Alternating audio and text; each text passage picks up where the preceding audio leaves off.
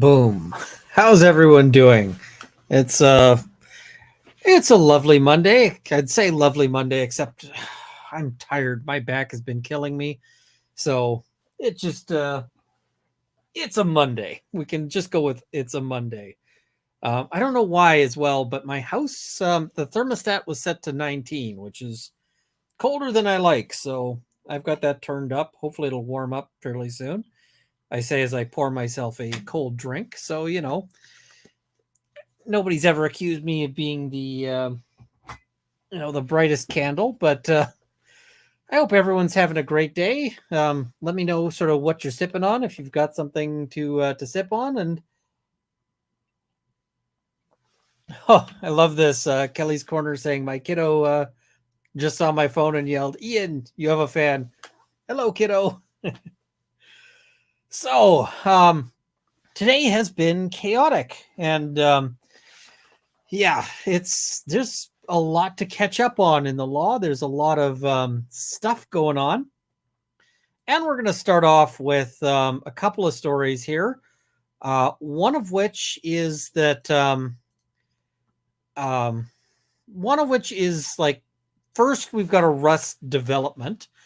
But the second thing, and so we're going to cover, this is going to be, I guess, a little bit of sort of knockoff wish.com hangouts and headlines, because we're going to talk about a news story and talk a little bit about the headline, about the journalism in it. We're also going to look at a court filing relating to Rust, and I'm just going to say right now, the reason why we're looking at the this court filing is because I want to laugh at a stupid mistake. It's not a terribly momentous court filing. It's not like earth shattering, but I am not above laughing at silly things. So let's do that. But we're going to start off, as I mentioned, looking at one of the latest developments in the Rust trial, and also just talking about journalism in general. So this is our, and this is from Sky News. I don't know if they're actually supposed to be reputable or what, but this is the headline somebody sent me. And so it notes, Rust weapons expert accused in film set death faces new gun charge in unrelated case. And in case you couldn't figure it out from that headline, because you shouldn't have been able to figure it out from that headline, this is about Hannah Gutierrez Reed, who's pictured there. That's via video link from court.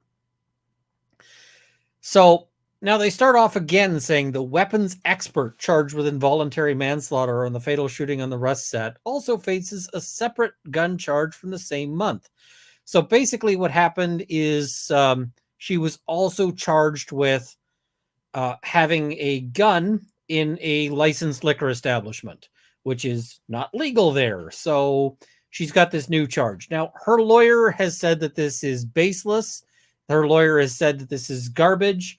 And in fact, the quote that they have here is, the special prosecutor has now resorted to charging Hannah Gutierrez Reed with another offense not tied to the Rust set or remotely related to it. Next week, it'll probably be something else they will dream up. This has now turned into a complete smear campaign against Hannah Gutierrez Reed and an attempt by the prosecutor to get any conviction possible because its Rust-related charges against Hannah are so weak. If I was the judge, I might be a little annoyed about this, but, about this statement with respect to, the Rust trial, which is still going to be before the jury. But, I mean, he's trying to, I note the attempt to get any conviction possible. So you're saying it's possible. You're saying there's a chance. I mean, this is a thing, like, maybe don't commit crimes then. Now, she's, of course, she hasn't been convicted at this point. She's just charged. But I'm interested to see what the evidence is. I'm not always sure about these laws about having a gun in a licensed liquor establishment. I would agree with a law saying don't carry a gun and be intoxicated. But, the designated driver, I don't know if that's, necessarily I'd say that the bars should be able to set their own rules, but yeah. Anyway, one of the things I mentioned that I wanted to talk about the journalism on this one. And so, Rust weapons expert. How? How do you call her a weapons expert? She is not a weapons expert. She's a weapons moron. She's a weapons. Ugh. And I just looked and I'm like, how far am I away from 2 hours? Oh, we're at like less than 6 minutes.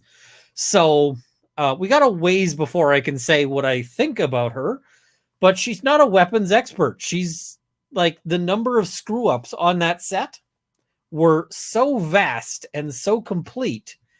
And remember the actual weapons expert, the guy who evaluated the gun, who said that the gun was so filthy that you couldn't put rounds through it without like messing them up. And I'm going, this doesn't seem like a weapons expert to me. Personally, I like to maintain my firearms to at least some standard of like, whereas she clearly didn't. So why are they calling her a weapons expert? I don't know. And yeah, this is a good point. She's a weapons expert's daughter. She's awful. And there's reports that from a previous film, and I forget which actor it was that lost their shit on her for because she was on a previous film set and there was gunfire that she hadn't warned anybody about. And, that's a big deal. She ought to never work in the film industry again, at least not around firearms. Like if she wants to play, I don't know, I'm not sure what kind of role you might hire her for, but, like you could hire her to play a hedge or something. But she should not, like, oh, Nick Cage, yes. Yeah, Nick Cage losing his mind on her for, being sloppy with the guns. And yeah, she's not competent. She's not qualified. If I was running a film set, like if I was brought on somewhere to be a film armor, and I probably, that's not a job I should be doing. But if I was brought on to be a film armor, I wouldn't even let her handle a gun on my film set, let alone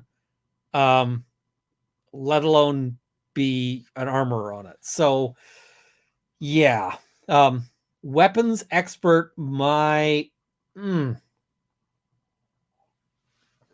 All right, so that's the first story. We don't know a whole lot about this one at this point. We've just got initial reports, but there is some fun activity on that one. And let me just find that. Sorry, it's just going to take me a moment. I am disorganized today. I'm a little out of it, but I wanted to pull up something just because and again, this is just me being super immature, but we're going to cover some more on this Rust filing. And this is the most recent thing, which again is being covered purely for immaturity purposes. So this is the latest, or one of the latest filings on the Hannah Gutierrez Reed case. So, and this is motion to seal certain pleadings and documents. All right. Now, this is not an exciting piece. Basically, what happened is that there were certain documents filed about David Halls. And David Halls, as you probably know, has already pled out on this. He's done. He pled guilty. He's finished. But he's going to be a witness on these matters, right? He's going to be called as a witness. That was actually part of his plea deal, is that he has to testify honestly. And so one of the things that, and it's Hannah Gutierrez. So not Gutierrez, it's Gutierrez. This is going to be a theme, by the way, the names being spelled wrong. So, David Halls had previously got an order that basically redacted his address from documents. And the reason why is because this is such a high profile case. He's worried that people are going to threaten him. People are going to, maybe do him violence. Maybe they're going to mail him an egg or something like that. And so that's kind of the concern there. And so the concern in this document is it's a motion to seal certain pleadings and documents because his address was actually filed. And so he just wants those things kept out of the public record. And quite frankly, this seems like a very reasonable ask. Mr. Halls is not asking for anything that I would consider to be unreasonable. I don't see a reason why his home address should be broadcast to the public. But they note, there's a recent resurgence of interest in the matter due to the anticipated grand jury indictment of Mr. Alec Baldwin. So, they noted that he has a right to his privacy. He's exerted this right by not making any public statements and not giving any public appearances. He's worked to protect his privacy. All statements and appearances have been by and through his attorney. He does not wish to field media inquiries or have media at his doorsteps. So, moves to seal his mailing and physical address, email address, and phone number from the public and permit the public record to only reflect defense counsel's address on all public documents. Reasonable, I think. I don't see a big reason to oppose this. And in fact, who else doesn't see a big reason to oppose it? Hannah Gutierrez Reed's counsel. But the entire reason why I'm covering this document, because, even though I consider it to be just kind of fairly basic and reasonable, is this bit here. Attorney Jason Bowles does not oppose this motion. District Attorney Carrie Morrissey opposes this motion. I don't know why she opposes it. Jason Bowles. His name is spelled Bowles. Bowles. Bowles is something else entirely. This is why you need to actually proofread your stuff and not just run it through spell check, because spell check will say this is a correctly spelled word and it's wrong. And this is not the kind of thing you want to and I see people saying Jason has an unfortunate last name. This isn't his last name. His last name is Bowles. So, and again, I'm being a child on this one, but it's, that's kind of what we're here for sometimes. All right. Yeah. Auto incorrect strikes again. Yeah, it's entirely possible that this was auto corrected from the correct spelling to the wrong name. And the thing is I see some people saying that maybe this was a shot at that lawyer. Why would it be a shot at the lawyer when this is the lawyer who's actually agreeing with what they're asking for? So, yeah.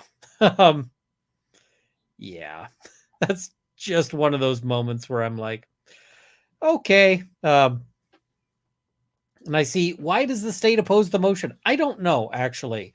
I don't see a good reason for the government to oppose that one. And I just can't really fathom that one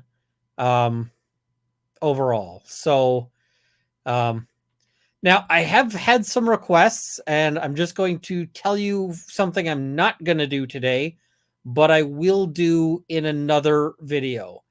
And it's going to be a pre-recorded video because I can't do it on a live stream, because if I get, whoops, sorry. Hopefully that wasn't too noisy. I banged my pop filter there. If I end up getting a strike midway through a stream, it cuts off the stream and everything is shut down. So I'm not going to do that right now. But what people have asked me to do is Colleen Ballinger has, she's posting again. She's got another vlog. And so she was trying to address some of the criticism. So I've had some people say, hey, what do you think of this statement? Because I had some opinions about her last statement. And so I'm going to go through that one.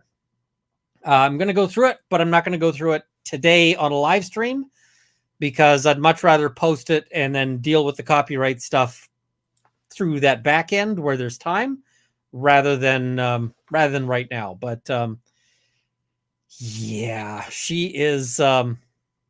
Yeah, she's making her comeback, and we'll talk about that. So there's some good points, there's some bad points. We'll talk about it.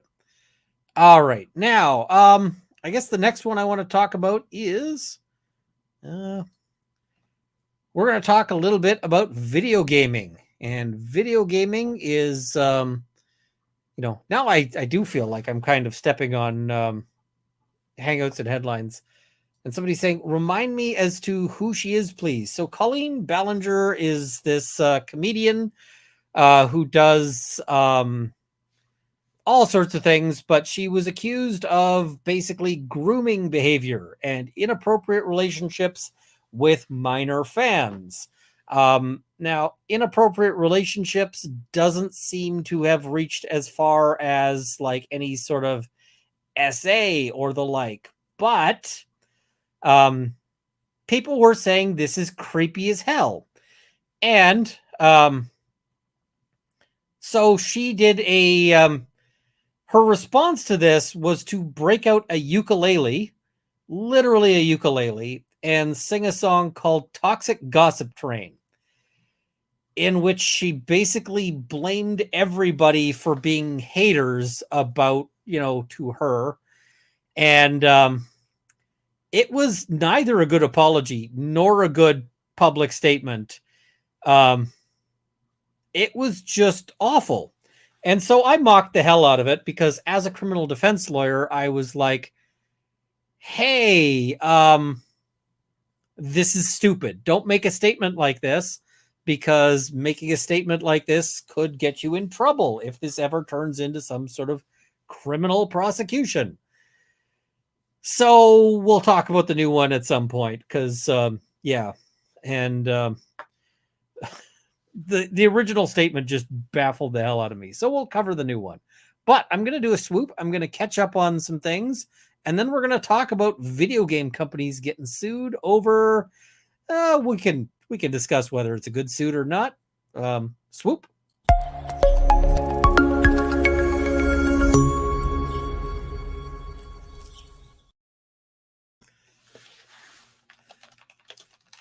All right. So let us cover some of the super chats here. So Steve A, thank you so much for 5 gifted memberships. Much appreciated. Rhineman YYC, thank you for 10 gifted memberships. Much appreciated. Celebrial 82, thank you for 10 gifted memberships. Fiona W, thank you as well for 10 gifted memberships. Sin, thank you for the gifted membership. Canonical Heat, thank you for 20 gifted memberships. Now I have a craving for hot sauce. Every time I see your name, I get a craving for hot sauce. Rachel Duick, thank you so much for 10 gifted memberships. Becky says, watching while at work. Don't get in trouble, but you got to do something to keep work interesting here. Gwendolyn SS says, today has been a day of accomplishment for me. I got some things done. I got a file that was really annoying me is off my table, and I can't tell you much about it other than it was frustrating, but it's gone now. So, yep. Katie Cotton, I'm so sorry. Lost my 17-year-old paw nerd today. I need to laugh. I'm sorry, Katie. I'll try to bring some laughs because, yeah. Rhineman YYC says businesses setting their own rules sounds fundamentally un-Canadian to me. Yeah, right. Norwegian Crocheter, thank you for the wave, the heart, and the face with hearts emoji. Summer Butterfly, thank you so much for the member chat there. Charlie Raven, thank you for the member chat there, or the member anniversary there. Cookie Mon Steve says, aloha all. Nice evening for a stream. Absolutely. What's this? And I see L. Fliggin saying, just resolved my own obnoxious file. Cheers.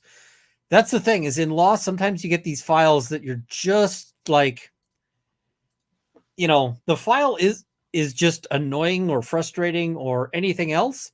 And you're sitting there going, I want to, it's not something like, sometimes you get files where you're just like, I'm going to fire this client and they're gone. That's not the case. It's just like, this is a file that is frustrating for all sorts of reasons. And you can't, like, there's no reason to dump it. But at the same time, you just, it's just kind of become a chore that you really, every time you got to do something with it, you're like, ugh. So that's the case on that one. And it is now gone. So that is always the best thing, when you get to just be like, and it's done. And I like this one. Made 2 batches of habanero hot sauce yesterday. I'm a fan of hot sauce, so I always appreciate that. All right, so next case I wanted to look at is in tiny, tiny text. What is wrong with me? All right, now big text. There we go. So Preston Johnson and Elizabeth Jones versus Activision Blizzard, Infinity Ward Incorporated, Treyarch Corporation, Sledgehammer Games Incorporated. I don't even know what all of these companies make, but they're all game companies. What is Sledgehammer Games? Sledgehammer Games. Microsoft Corporation, Sledgehammer does Modern Warfare. Gotcha. What is it? Was Epic Games Incorporated, Roblox Corporation, Mojang Studios, who are famous for making Minecraft. Treyarch is Black Ops and Call of Duty Zombies, apparently. So, Rockstar Games Incorporated, Rockstar North Limited, Wardrum Studios LLC, Grove Street Games, Wardrum Studios doing business as Grove Street Games, Take-Two Interactive Software, and Jane and John Doe's 1 through 100, 1 through 20. Sorry, it's been a while since I did any of these. XX is 20, not so. All right, why are they suing all these people? Well, they're suing them for the high crime of making video games. And you think I'm joking, but that is literally what they're being sued for here is making video games, and specifically making video games that these 2 people wanted to play, and they wanted to play them a lot, and they did play them a lot. So, but that's really what's going on there, and we'll have a little look at all of this, just because there is some effery over this one. So, complaint. They are suing that big long list of people that we just talked about. Nature of the action. Video game addiction, also called internet gaming disorder, is a condition characterized by severely reduced control over gaming habits and increasing priority given to gaming over other activities, resulting in negative consequences in many aspects of a person's life, including self-care, relationships, school, and work.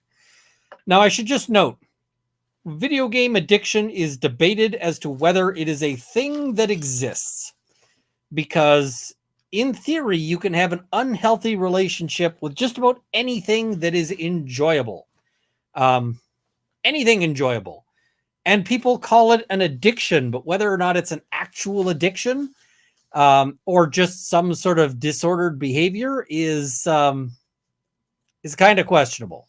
Like, I play a lot of video games, and if I don't get my work done because I'm playing video games, it's not the fault of the video game.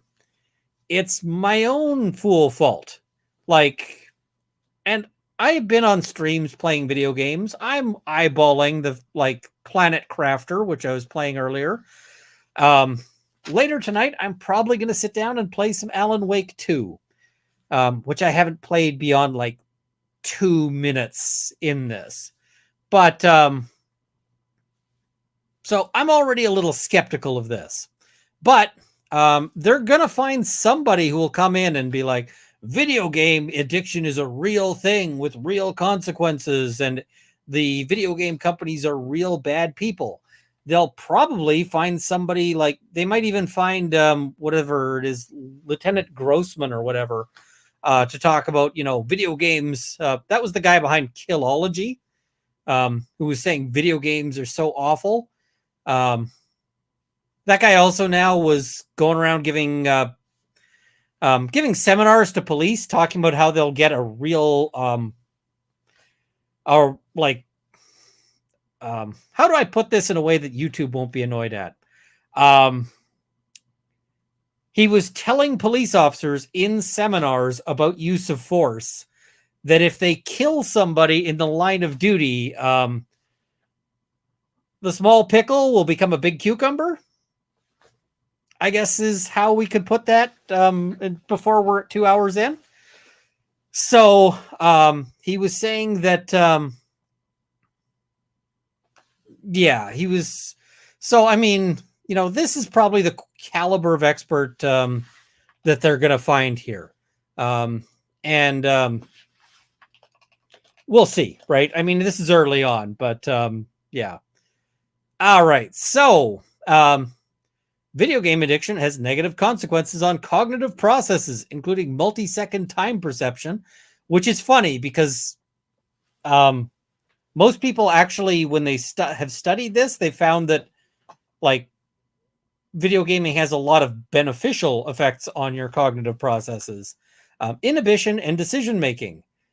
Those suffering often stop interacting with friends and family, exhibit excessive rage. Yeah, everybody knows just how much video gamers are responsible for violence. Spoiler alert, it's actually the opposite. Every category of video gaming is associated with less risk of violence, except one. One category of video games is associated with a slight increase in violence in society. Can you guess, chat, which category of video games is associated with us? And it's slight, but which is associated with an increase in violence. So, and no longer enjoy other hobbies or activities outside of their video games. Yeah, it's because a lot of hobbies suck.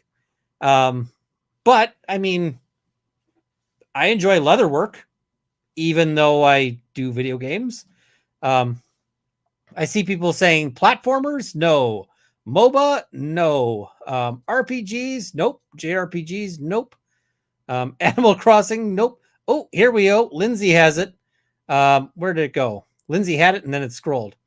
Sports games. Sports games are the only ones associated with an increase in violence. All of the other ones are associated with a decrease.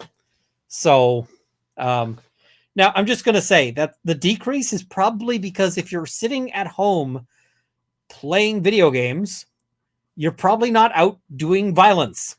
It's really hard to be both sitting there playing Stardew Valley and also robbing your local liquor store. So the reason why sports have the slight increase isn't because sports make you violent.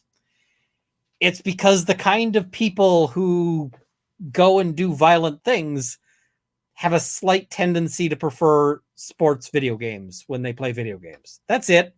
That's all there is to it. It's actually that the effect is predictive the other way. So, and again, it's not a strong effect there.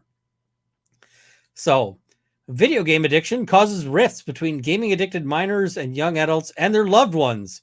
Rifts beyond that normally experienced between children and their parents and other family members. And I was going to say, I really hope that they, consider that part. And it looks like they did, because I'm just going to say a lot of people get really heavily into video gaming, say during their teenage years, when they might disagree with parents for other reasons. Video game addiction and its harmful consequences are only expanding due to the advent of online gaming, cloud gaming, and streaming of games on any device at any time, giving minors unfettered access to free games, in quotation marks, that target those consumers to purchase products within the game to keep playing or for other game perks. that is fair. People do want to to buy those things. Video game addiction is a worldwide epidemic harming our nation's youth and young adults. The rapid spread of video game addiction is the proximate result of defendants' concerted efforts to get consumers, i.e. game players, addicted to the defendants' video games in order to maximize defendants' profits. Now, we'll see what they describe as addictive, because, But they say defendants marketed, manufactured, published, marketed, and sold video games, gaming platforms, and /or gaming hardware, including those played or used by Preston Johnson, that defendants had specifically developed and designed to cause the addiction experienced by him and other users. Defendants used traditional game tactics such as feedback loops and reward systems, along with patented designs containing addictive features and technology to ensure its users keep playing longer and spending more on microtransactions within the game. Now, I should note that feedback loops and reward systems are also things that just make a video game fun. I don't know who remembers Civilization 1, the first iteration of Civilization, and, getting nuked by Gandhi.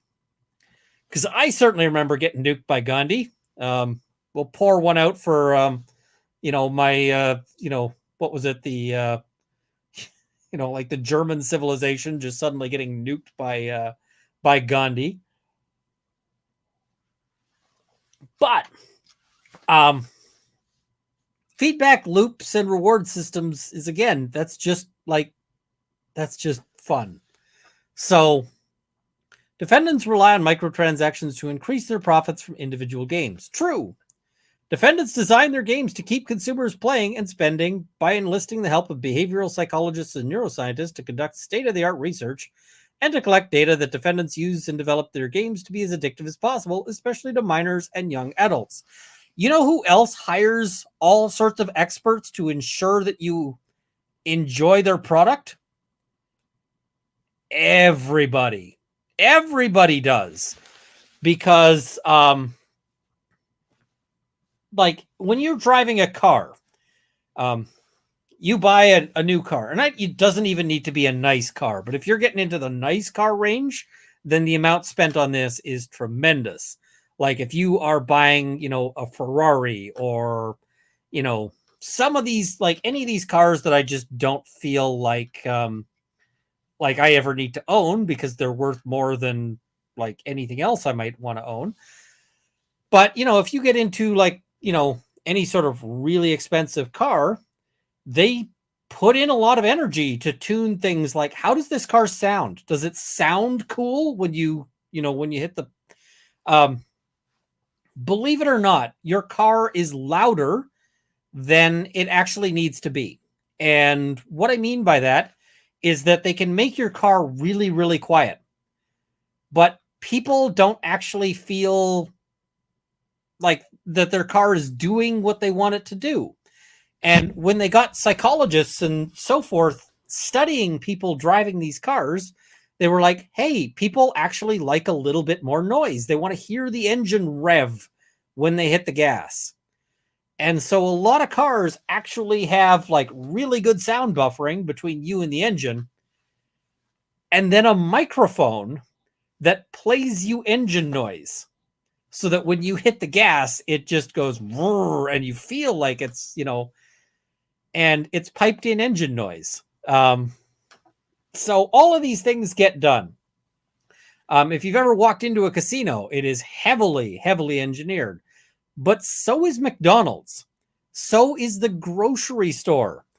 If you're wondering where, like when you walk into the grocery store, if you're wondering how they decide which things go in which places, they study that. They study which music to play. They want music that gets you moving at a slower pace, that you see more things, that you see, different stuff. All of these things are studied extensively. And I would in fact be astounded if, AAA games are not putting a lot of effort to be like, how do we make this game as fun as possible? Because Defendants design their games to keep consumers playing. I am not like a triple A game designer, and I was going to pull out my board game prototype, but it's kind of buried. But I want my board game to be something that keeps you playing. I want it to be something that you play more than once, that you like playing and that you enjoy playing and you want to keep coming back to. So yeah, this is just how they go. Defendants' motive in developing, designing, manufacturing, publishing, and selling addictive video games is their own bottom line. Duh, duh, duh. Well, no shit. Did they think that these companies were a charity? I'm sorry, YouTube. I shouldn't swear. I know that you think that like legal commentary and review of case filings is something that children would want to do. But yeah, this is unsurprising. No kidding, their motive is their own bottom line. They're not making video games as a charity. By making their games addictive, defendants maximize profits after the original purchase or free download. Within their games, defendants offer significant opportunity to purchase downloadable game content or in-game transactions, known as microtransactions, to allegedly give players an edge in the game. Microtransactions often occur as a result of defendants' use of friends, targeted advertisements, or other deceptive tactics. Why do they have friends in quotation marks? I sure hope they're going to explain that, but we're not going to go through this whole filing because this is 146 pages, and I'm going to bring up this super chat right now because yeah, I as an AAA game dev myself, I thought maybe they'd bring up dark patterns in games and predatory microtransaction patterns similar to gambling, but no, let's blame the thing that makes games. Yeah, and so dark patterns are things like where they're trying to kind of trick you into doing stuff that you're not permitted to do, right? Or that you don't want to do. So I'm just trying to think of a good example here. Where you've got something where you say,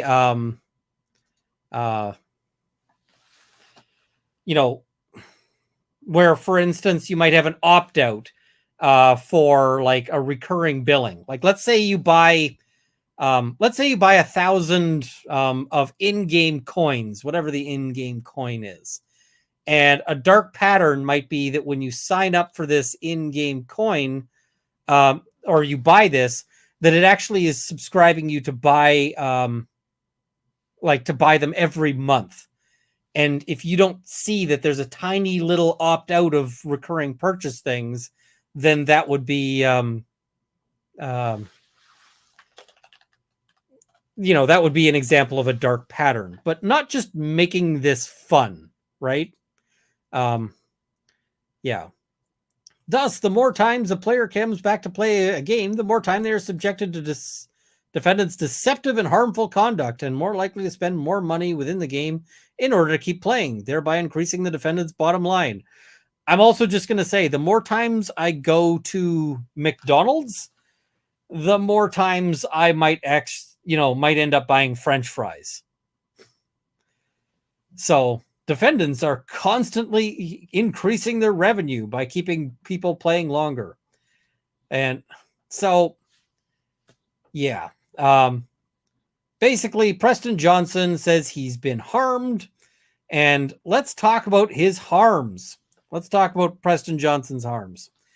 As a result of gaming addiction, Preston Johnson specifically has experienced severe emotional distress, physical injuries, diminished social interactions, loss of friends, inability to limit game playing time, changes in eating patterns, a drop in grades, and inability to attend school due to his desire to stay home and play video games, which led Preston Johnson dropping out, there's a word missing there, which led to Preston Johnson dropping out of high school in the 10th grade at age 16.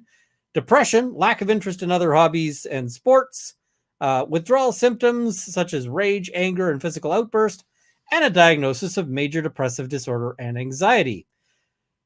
Have you considered the possibility that he's just a fuck up who doesn't like school? Pardon me, YouTube. I'm sorry. it just, I have attention deficit. These symptoms sound a lot like attention deficit than the video games. Like with me, I had all of those things, and the problem wasn't video gaming. It was I didn't like school, so I didn't go there. So I stayed home at times. Um, it was, you know, I was socially awkward. So, yeah, I mean, video gaming may not be the underlying problem here. It's probably just a symptom of whatever the actual problem is. So I know this is a tough thing, but have you tried parenting? It's an option. So, as a result of his gaming addiction, proximately caused by defendant's misconduct, negligence, and deception, Elizabeth Jones has been the recipient of gamer's rage and withdrawal symptoms, which instills fear in her. Okay, no, she hasn't tried parenting. She's afraid of her kid. She has personally experienced emotional distress, pain, suffering, mental anguish, and loss of money as a proximate result of defendant's misconduct. All right, so, I mean, everything's worth a lawsuit, I guess. He began playing video games when he was 12 years old. Wow, that's rookie numbers. I was playing video games a lot earlier than that. Played or plays the following video games: Call of Duty Modern Warfare, Fortnite, Roblox, Minecraft, and Grand Theft Auto 5. Downloaded them through the Microsoft Store and plays through Xbox Game Pass cloud streaming. Does Preston Johnson have his own credit card, or is this mom's credit card that is paying for all of this? Because, I mean, you could stop paying for these things, just as a notion. So defendant Activision Blizzard. All right, now are they going to get to something? They've got all of these people that they're listing. Now, I'm just wanting to note, this is 146 pages of claim. We're not going to get through all of this today, or maybe we can. I mean, you guys can tell me when you're tired of this one, but this is frustrating.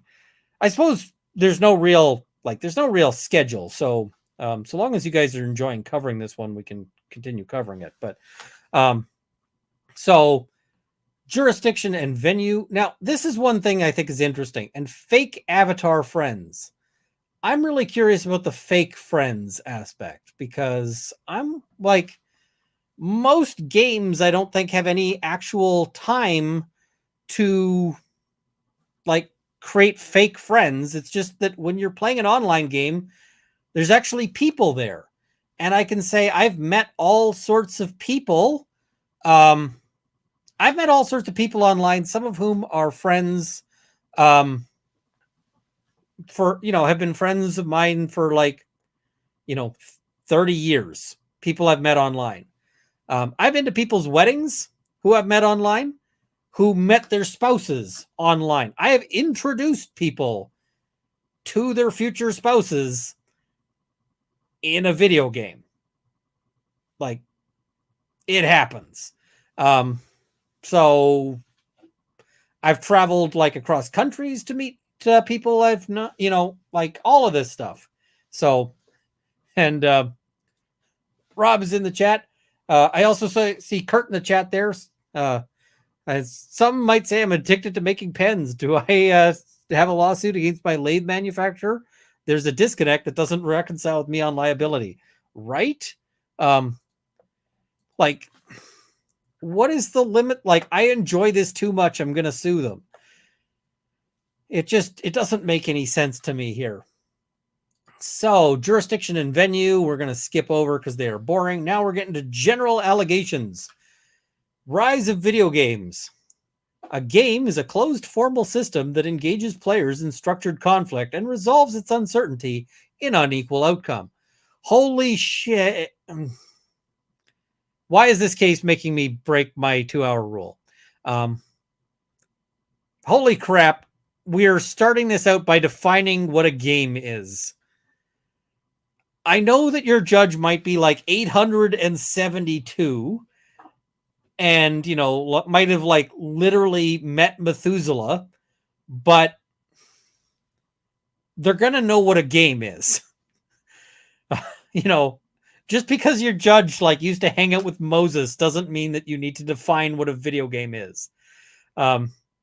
Games are closed in the fact that once engaged in the game, the player sets aside their rules for daily life and accepts the rules of the game as the status quo. This is not entirely true because there are still rules of daily life that apply to the game. So, yeah. A video game specifically is an object or device that stores recorded data or instructions generated by a person who uses it, and by processing the data or instructions, creates an interactive game capable of being played, viewed, or experienced on or through a computer, gaming system, game console, or other technology. Gee, I wonder how they got to 146 pages. They're going to define every single thing around us. A glass is a container usually made of the material known as glass, often used for containing liquids for the purpose of beverages. Like, you can just say it's a glass. Like, they know what a video game is. This is like if you were suing over Pong, then this would make sense. But I can guarantee your judge's kids play video games, their grandkids play video games, and they have watched a television at some point in their life. Unlike traditional games of chance, video games require active, lengthy participation, during which players are exposed to the psychological techniques designed to manipulate and exploit this vulnerable population. Are you kidding me?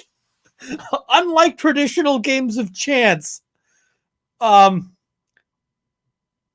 sir or madam, I don't know which, I haven't checked the gender of this lawyer, but have you walked into a casino which is full of the traditional games of chance? You will see people like, let me talk about casinos here.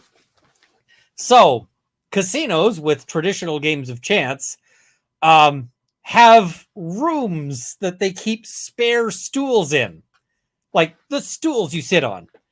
And the reason why they have those spare stools is because people will play games so in depth, so thoroughly, that they will leave a stool of their own sometimes. And so they just want to be able to swap that chair out and plop a new one in with a new plop. And then there is like, then they can keep gambling.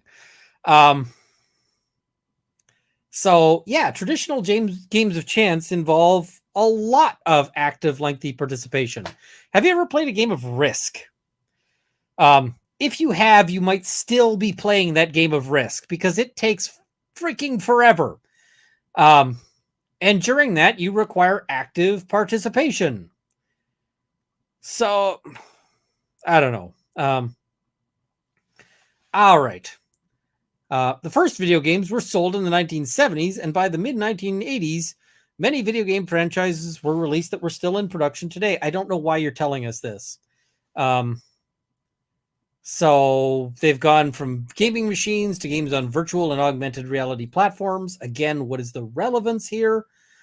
Early video game companies would create games and sell them mostly through physical cartridges or discs, and the costs of developing the game and profits were realized through the sales of their games over a period of time, a long and slow method of earning profits.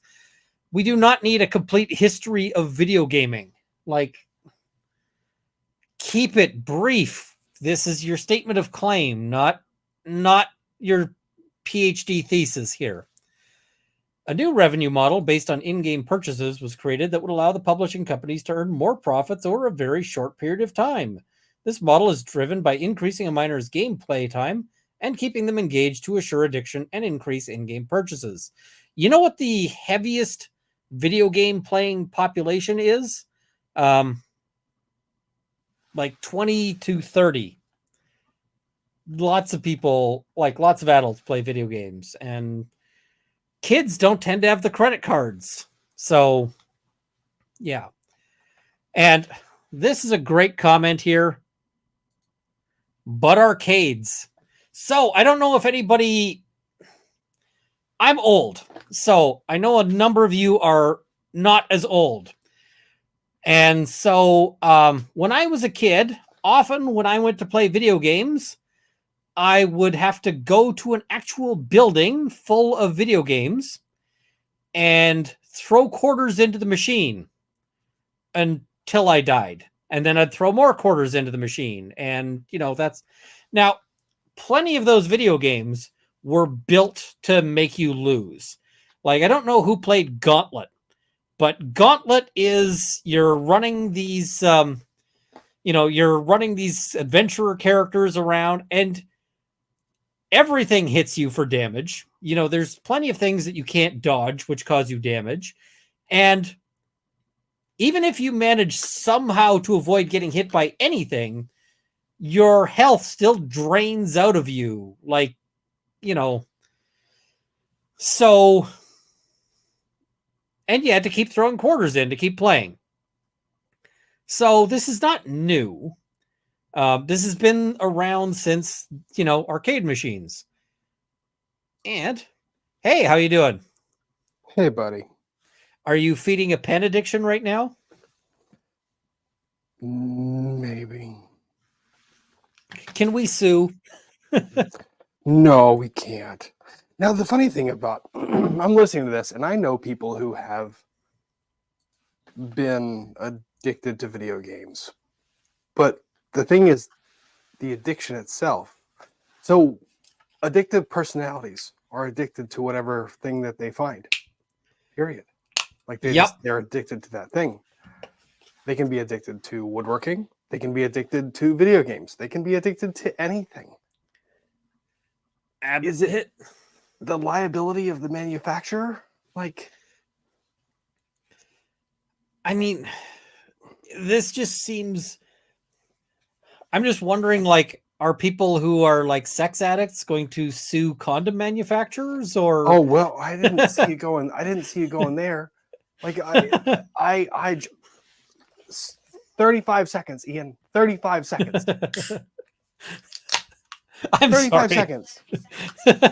No, Siri, do not start a timer for 35 seconds. Well, at least it didn't Google the other thing. At least, thank God.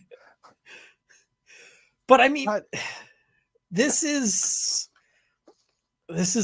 now, I mean, when I was a teenager, I had an unhealthy relationship with video games, but it had nothing to do with the video games so much as just an unhealthy it was addiction. A thing. It was an unhealthy addictive, and that's the thing. Like you mentioned ADHD. Like I can become hyper focused on something, right?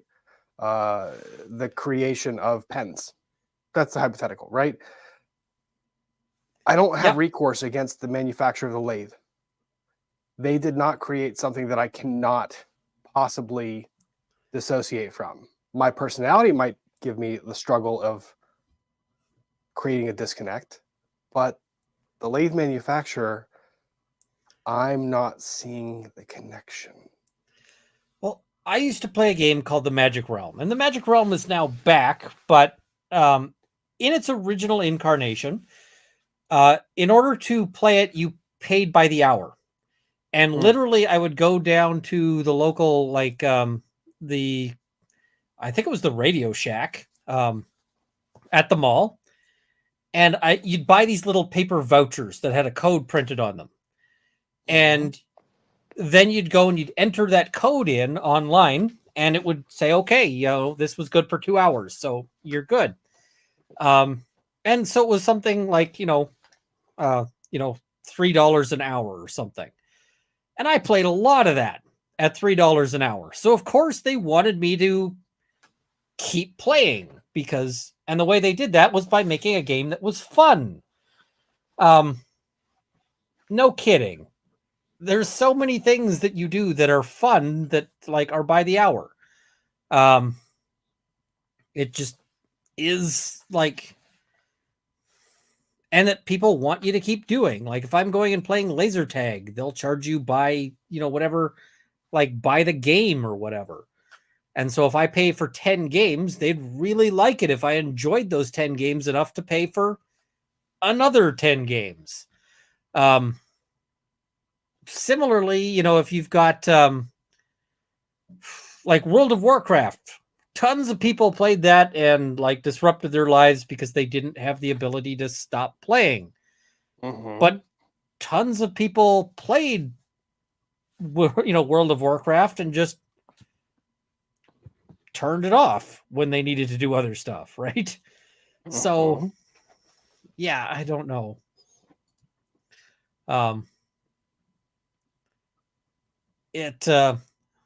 Often there's no meaningful disclosure of the inclusion of microtransaction in the game at the time of download, or the use of psychological mechanisms employed within the game for consumers or parents to make informed decisions about the appropriateness of games. First of all, it's really not hard to figure out whether there's microtransactions in the game. You can just go into any web browser and be like, does game include microtransactions? And it'll come up. Like, it'll tell you. Plenty of other things will actually, like if you're on your cell phone, when you pull up a game, it'll be like includes in-app purchases. Cool. Tells you. If you actually read the wait, what's an inept purchase? In-app. Oh, in-app. Yeah, I was inept would be a problem. I mean, I've made all sorts of in-app purchases, but that's. I'm not judging, but I think I might have too. And the thing is that there's also a range of microtransactions. I play plenty of games where I can spend X much dollar and get like, okay, I've got a new cape for my character. And I don't give an F if my character is wearing a cape or not, so I don't buy that. But other people do. They spend tremendous money sometimes on buying like, a shiny knife for their character. And I go like, okay, yeah. And some of them are games where you can spend money to get ahead, and I typically don't play those games. So, so they're also going to define microtransactions, talking about how a single virtual item is often relatively low in price, but they're often bundled together in value packs, or games require players to purchase them repeatedly in order to meaningfully advance the game. Some games allow players to purchase items that can be acquired through normal means. Players may opt to make such purchases if they lack the skill or available time to earn the items through regular gameplay. Can you imagine you're a teenage gamer and your mom files a lawsuit talking about how you suck at games? Because that's what this comes down to. He lacks the skill to accomplish them through regular gameplay. My son sucks. So, well, it's very different than the lawsuits of. Have you seen the lawsuits where the parents leave their child with like the cell phone and they have like the Google App Store or something, and all of a sudden the kid orders like 1,000 things from Amazon? Yes, that's a little different. It's a little different.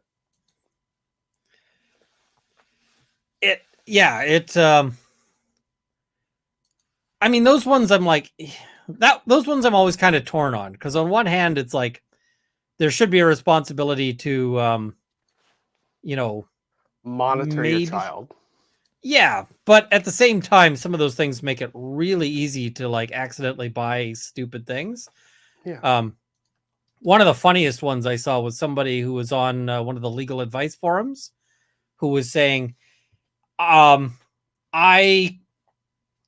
like, I got a problem.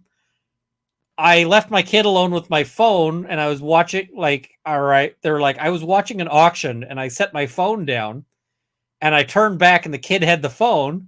Yep. And I picked up the phone and it said like winning bid at like $100,000. Yep. And they're like, I have a problem here. Now, thankfully on that one, it resolved itself because that was a week-long auction. And so because it was like a week long and not like, 20 minutes, they were able to go and email the place and their bid and get their bid rejected. So, Well, kids these you days, know, kids these days are too clever. Like, Face ID, like Face ID on your phone. oh yeah, Kids are clever enough to walk over to like mom or dad and hold the phone up to their face and yeah. like get Face ID authorization. Like mom's sleeping, taking a nap that she never gets, and all of a sudden, child walks over, like I have an in-app purchase that requires Face ID.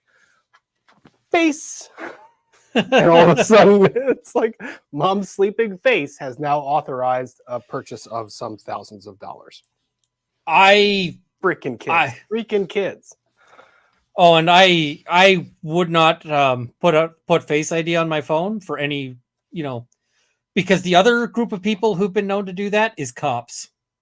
Mm-hmm. There's video out there of yep, like a guy getting, detained, and the police are holding his phone up to try to unlock it. And that guy was smart enough not to have Face ID, so they keep trying it, but it doesn't work. And the guy's like, I don't have that installed on my phone. The cops are like, everyone uses Face ID. He's like, nope. And I was just like, God bless you, sir. Do you remember when phones used a fingerprint ID? Like when you had the fingerprint to unlock it? So Virginia Supreme Court ruling, I want to say about 6 years ago, viewed that as not being a search. So they didn't need a warrant for it. They could simply request and demand the person to put their finger on the phone. Ooh. And it was a different standard. Oh my God. How quickly the emails went out from every single law firm to every human being that they knew, like disable thumbprint ID. I know one law firm that actually just did a remote thing. And I know this because the lawyers had a bit of a snafu with it, but they did a security update that disabled fingerprint ID for every phone that was a firm phone. Mm-hmm. And this, they didn't think through well enough because a lot of people didn't remember what their passwords were. And so there was a lot of phones that needed resetting because they were just like, okay, you can't use your thumbprint anymore. My rule of thumb is, don't even use like a 4-digit PIN because the police can crack that and so forth. What I would say is, if you can if you can get into your phone while you're driving, your password is not long enough or complicated enough on your phone. Yep. And so do as I say, not as I do. Just saying. I have an obnoxiously long password on my phone because I'm a criminal defense lawyer, right? The last thing I want is for some cop to go through my phone and be like looking at client discussions. And then I've got to then it's a giant nightmare. Yeah. MLS. Thank you, my friend. Thank you, my friend. Doing the Lord's work. On an iPhone, if you hold the power button and the volume up for 4 seconds, you disable Face ID. The Lord's work. The Lord's work is being done in this chat. Yep, absolutely. And the other thing is, consider not saving your credit card information to your phone. Yeah. Because the number of people I have, who have been burned, typically by my clients, by the by. But you're out and you're sitting there, you're goofing around on your phone, and somebody snatches your phone out of your hand, right? And just runs off with it. Well, then they go on Amazon and you've already got your password or your credit card information on there. So they're just like, add new address, buy that, buy this, buy this, buy this, buy this. And now you're on the hook for, thousands of dollars of purchases that you didn't want. So, yeah, don't do that. Hey, Kurt, how you doing? I'm doing great. How are you? Oh, now I'm surprised you said you were doing great because I heard you played Alex Jones's video game earlier today. I did. I got quite a smile on my face out of it, to be quite honest. I looked at it and there is no way I could I could justify paying the. Oh, what does he charge for it? 1776, baby. Oh my god, like $17.76. Yes. Yes. Yeah. It is not worth $17.76. It's worth $2, maybe. It looks awful. But it's got Alex Jones pitching it. So if you ever want to like play Alex Jones shooting a minigun at Bill Clinton, Yeah. then yeah. So people were wondering what I got Rob in chat. So people have been wondering what I got Rob in chat. So now chat knows the gift I got Rob. This is the gift I got Rob. I got him a shower curtain. Oh God. As I told my chat, it's something that he can use every single day. And when he looks at it, he can think of me.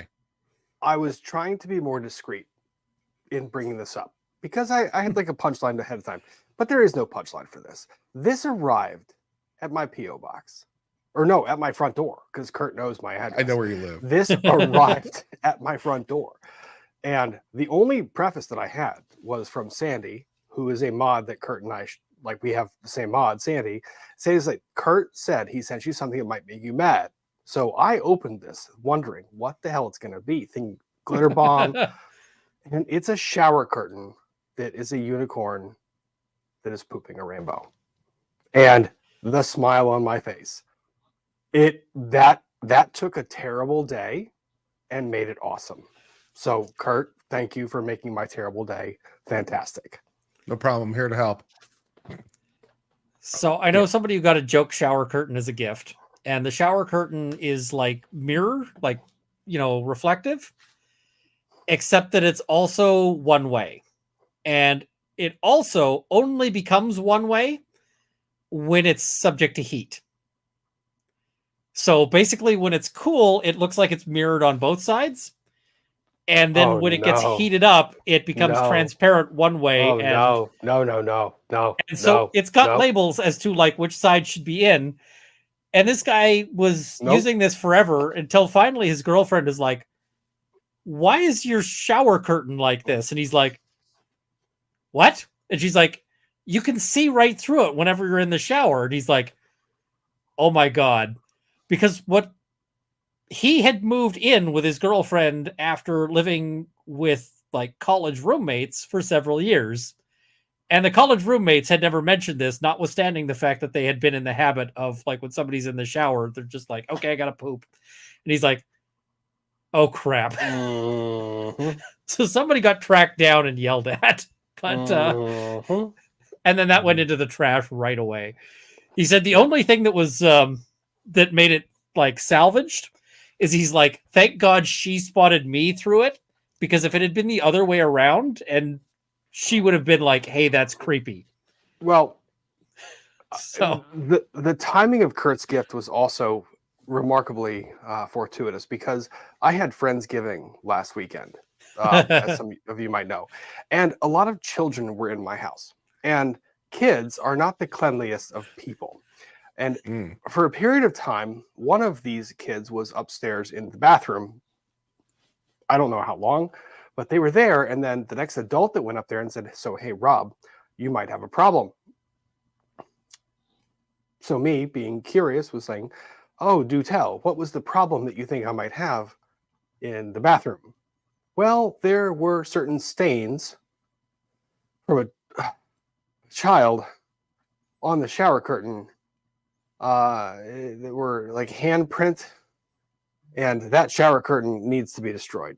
So I now have a new shower curtain in that bathroom, and that shower curtain shits rainbows, not real poop, which was... See, what fortuitous timing. You see? What fortuitous timing. Where will I get another shower curtain at this hour? Oh, that's right. My friend sent me one. What a convenience. Exactly. So now the next person that comes and stays is going to walk in. Oh, your friend's child. The check is in the mail. Oh God. Oh yeah. Kids will do the damnedest things. The damnedest things. Oh. was my life. I'm pretty sure that child was actually just hired by Kurt to drop to assassinate your other shower curtain so that you'd have to use the pooping unicorn one. It's fair. It's probably fair. Probably fair. Yeah. Oh man, that. So is that actually just running? Like you've got that on the go right now? Oh yeah, the unicorn shower curtain's up there right now. That's up there until that's up there. So Kurt's gag gift is now actually just in my house. I hope it gives you many, many years of joy. And the cool thing is, as I walk down the stairs, I can see that. So, so it gives you a smile every time you go by. Every time. I'm gonna throw the different camera on and listen in. Kurt's here to give legal analysis. I'm gonna make a pen. Sounds good. So, apparently, I'm here to help define what the word game means. Well, you don't need to because they actually have many paragraphs to assign to that, just in case you just fell out of a time portal from 1912. Now this is where they actually start getting into maybe some actual claims, and they're only page 19 on this. So they're saying that there's many strategies to enhance the predatory monetization tactics, including the near miss, convincing the people that they were very close to winning, chasing, encouraging players to keep playing to get back any money they just lost, fear of missing out, suggesting that a special prize is only available for a short amount of time and must be obtained within the small window. I mean, it's not suggesting it usually is true. Exclusivity, suggesting that only a small number of a special prize are available, so it must be obtained immediately. That's also often true. Entrapment, convincing players they're about to win or have invested enough to win, but if they stop playing, they'll miss out on the win. Or the sunk cost effect, justifying continued expenditures in the game because of the amount a player has already spent. Now, how I would have framed this is, listen, they are allowing kids to gamble. That, I think, is a better claim on this, right? And I would say, listen, they're allowing kids to gamble using techniques that are not allowed in Vegas. I don't know if they're not allowed in Vegas or not, because I seem to remember, maybe it was I heard about it on Joe Rogan or something like that, where they have a casino which is in Vegas just for research. I mean, it's licensed, but it's not normally operating, and so it's just used for research. And they bring real people in and they play real games, but they just use it for research. And I'm like, yeah, the University of Las Vegas has an entire division for gaming research, amazingly enough. There's a lot of people studying this stuff.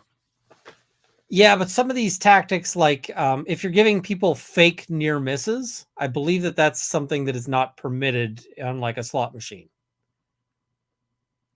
I don't know, maybe it used to be, but I seem to recall where the bar and it was just one half turn away from bar was a real common thing back in the day. Maybe they don't allow that anymore. I'm not an expert on the finer points of gaming regulations. Yeah, I'll have to check that. But I mean, I wouldn't be going with addiction as my primary thing on this. I'd be going with, you got gambling. But Hog Banana No is saying that that's already been tried and failing. So I guess maybe this is an attempt to revive the gambling argument based on that. So the gambling argument doesn't work if you can't exchange it for real money. Basically, it's what the course basically boil it down to, it seems. Now, I find this interesting in Canada because Canada doesn't require it to be exchangeable for real money. Just anything of value, which is obtained by chance. And to my mind, that covers a lot of ground. It covers a lot of ground. And people do get stuff out of loot boxes, like those shiny knives or whatever that are arguably things of value because people sell them for money, right? So sure. Yeah. I don't know. So another noteworthy aspect of predatory monetization is the collection and use of individual player data to manipulate the nature and presentation of purchasing offers in ways that maximize the likelihood of the players spending money. Specifically, the games are capable of tracking various player metrics and adjusting their design in automated ways to elicit in-game purchasing. This sounds like Amazon. Like when I go on Amazon, it'll be like, hey, do you want to buy dill pickle juice? And or any streaming platform. In fact, Netflix used to have a competition. I don't know if they still do it anymore, but they used to have a competition like every year where can you improve our recommendation algorithm and make it even better? And, they would give whoever got first place, some amount of money, and they would use that as part of their research and development.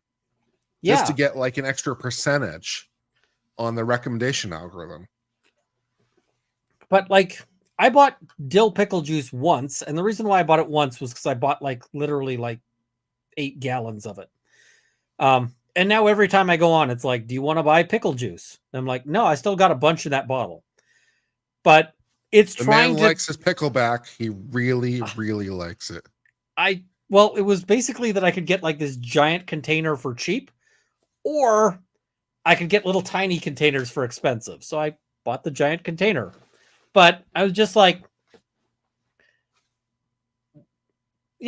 I'm guessing it doesn't advertise pickle juice to, I'm guessing Kurt doesn't get a lot of ads for pickle juice. Can't say I've seen a lot of ads for pickle juice, no. But so like I probably get more ads for, D&D books than Rob does. So, it just is what it is, right? So I don't, this does not surprise me. Like, no kidding. They want to show you. This is just basically they show you things that you want to, that they think you might want to buy. As it gathers more data on how various types of players behave under certain conditions, it becomes better equipped to present in-game events and purchasing situations that will elicit the desired behavioral outcome. Again, this is just the world you live in now. Tell me a story I don't know. Yeah. That's how I feel. That's how I feel about this. Tell me something I don't already know. Tell me a different story.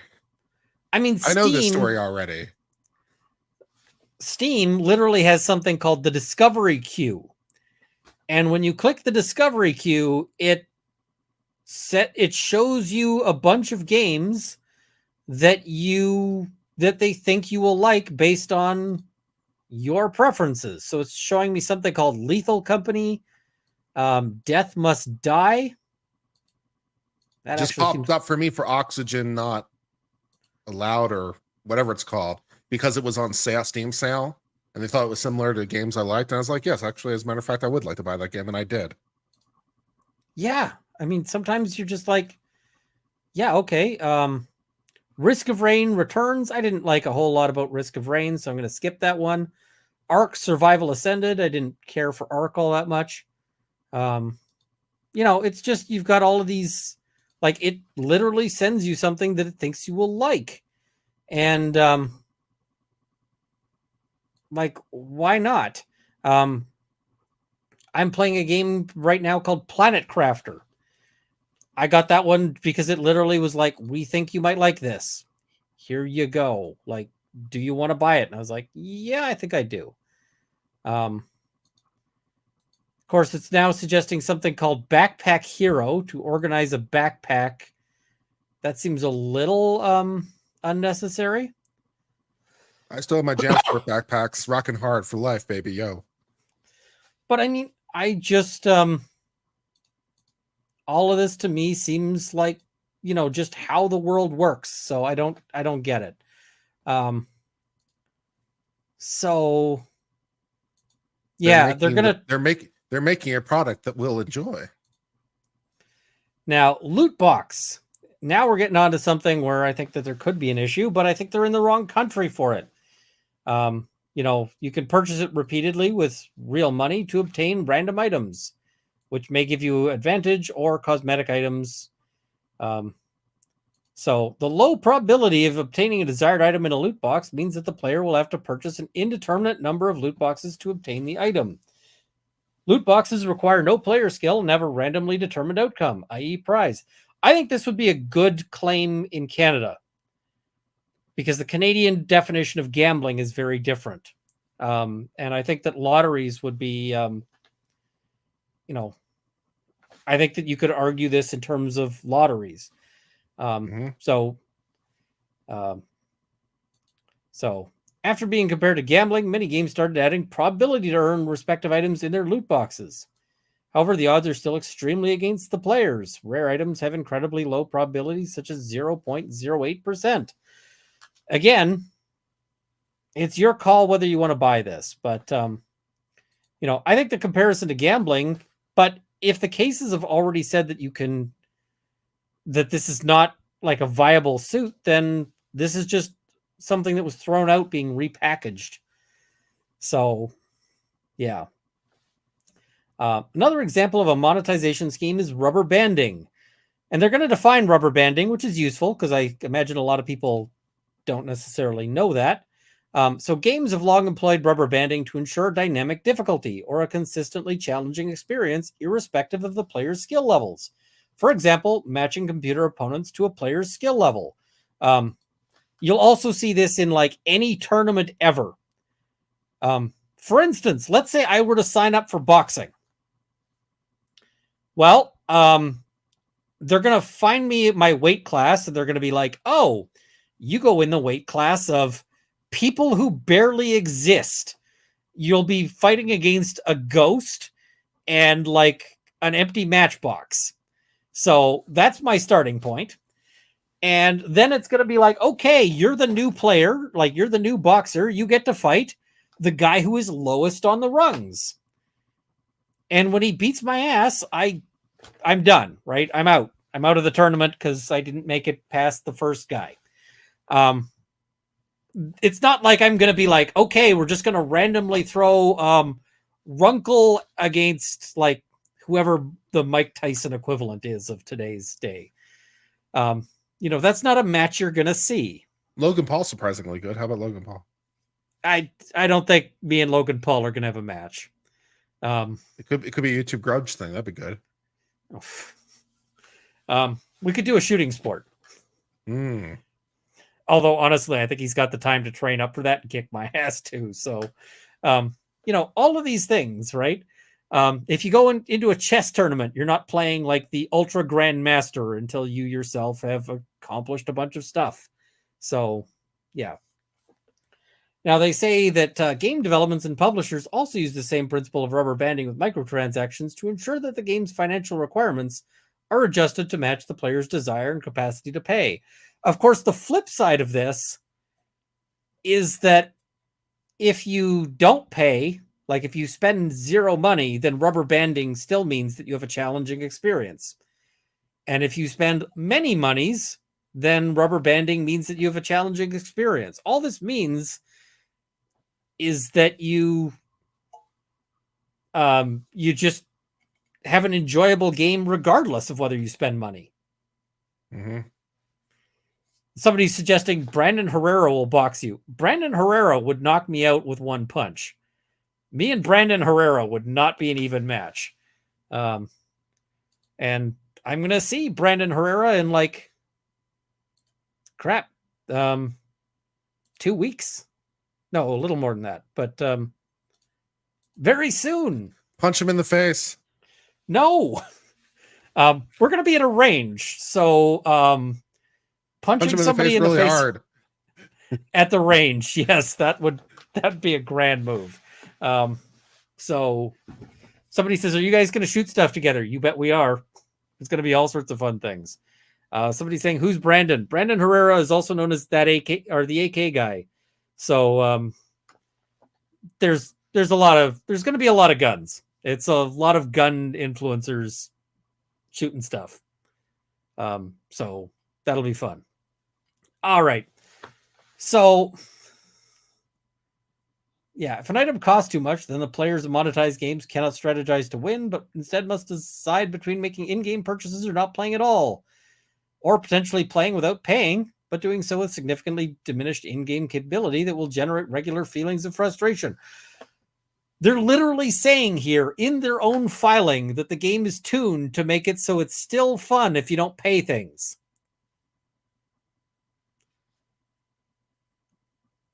if I'm the judge, I'm like, are you kidding me? And yes, And even Brandon, if it's only fun if you pay things, a lot of sports or a lot of activities for that matter are somewhat cash dependent. you know how much it costs if your kid gets into hockey? I can't say All that I the money. do. Really? All the Hockey's that money. expensive? I wouldn't think Hockey's so. incredibly expensive. Okay. You got to get pads, you got to get skates, you got to get this, but you got to pay for ice time, right? You got to so hockey's really expensive. Shooting sports are expensive because every time you pull the trigger, money's going down range. My poor dad who shoots skeet can't find, the right powder and the right because he reloads, he can't find the right components. It's so expensive. Yep. Everything's expensive. Any sport you do consistently is expensive. Even like soccer now, if your kid is in soccer, is expensive because you're sending your kid off to camp. You're traveling to games. You're traveling, all of this stuff, right? It's expensive. So, yeah. So they're talking about play to win or pay to win games. So, okay, you just don't play the pay to win games. Patents target minors to increase in-game spending. Okay, so they've got several patents, which shed light on the innovative video game monetization invented to nudge users into making in-game purchases. Leviathan Entertainment has a patent that encourages you to make an in-game purchase when you face a difficult scenario. So a patent on an upsell message, basically. Leviathan, that might be useful if Leviathan was actually in this lawsuit, but they're not. But I mean, in fact, that actually suggests that it's less able for everyone else to use it. But Activision, I believe, is in this lawsuit. Customized messaging campaign for a game player and allows messages to be customized for a gamer based on his or her behavioral data, such as level of interest or satisfaction with a game. Triggers for such messages may include a player winning or losing a predetermined number of games in a row and may include promotions relating to microtransactions or downloadable content. Or it might just be used for an encouragement message.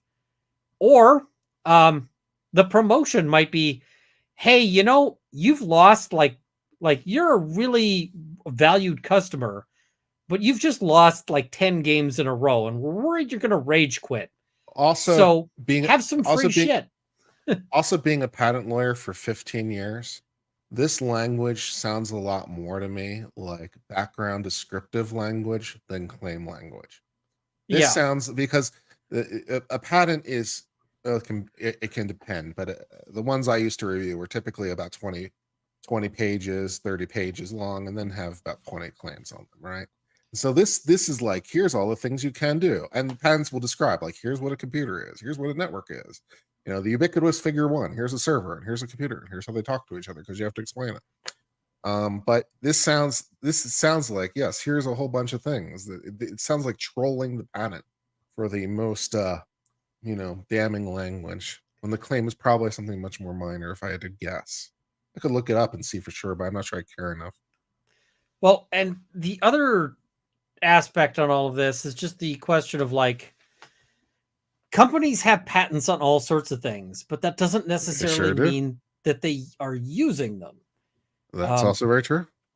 One of the classic examples on this is there's a patent for like a system to advertise to you and not what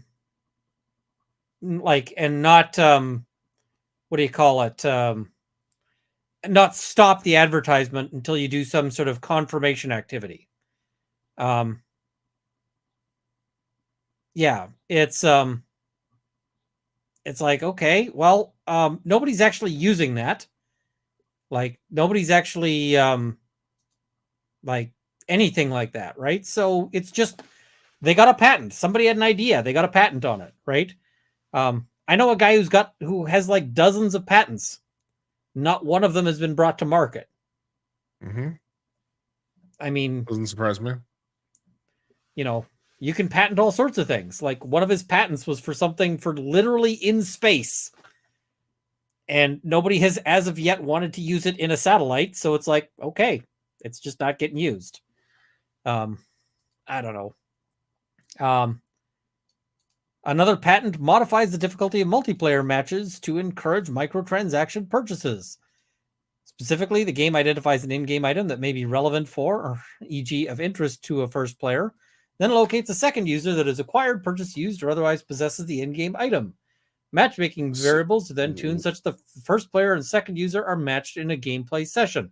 I.e., it's just a way to show you that somebody else has a thing. Yeah, find other users who can play this game with you because they have the same things, like same DLC or whatever. Yeah, okay, great. Another patent to Kabam Incorporated. I don't know how patents that are going to companies that, like, are they going to say that these patents were licensed to any of these groups, or is it just an unrelated patent exists, and therefore the companies you're actually suing would not be allowed to do these things? Because that's, yeah. Describes a system which modifies the pricing of in-game virtual items associated with players' experience and their progress in a game. So adjust prices. Are we making a patent case out of this now, or are we going to wind up in the Court of Appeals for the Federal Circuit someday? Give me a break. Yep. Oh, man. Hasbro, which is connected to physical toys. Disney Enterprises. Kabam. Kabam. Kabam. Do you maybe want to sue Kabam? Because Kabam. Sony Interactive also not being sued, which would suggest microtransactions to players who are stuck in the game.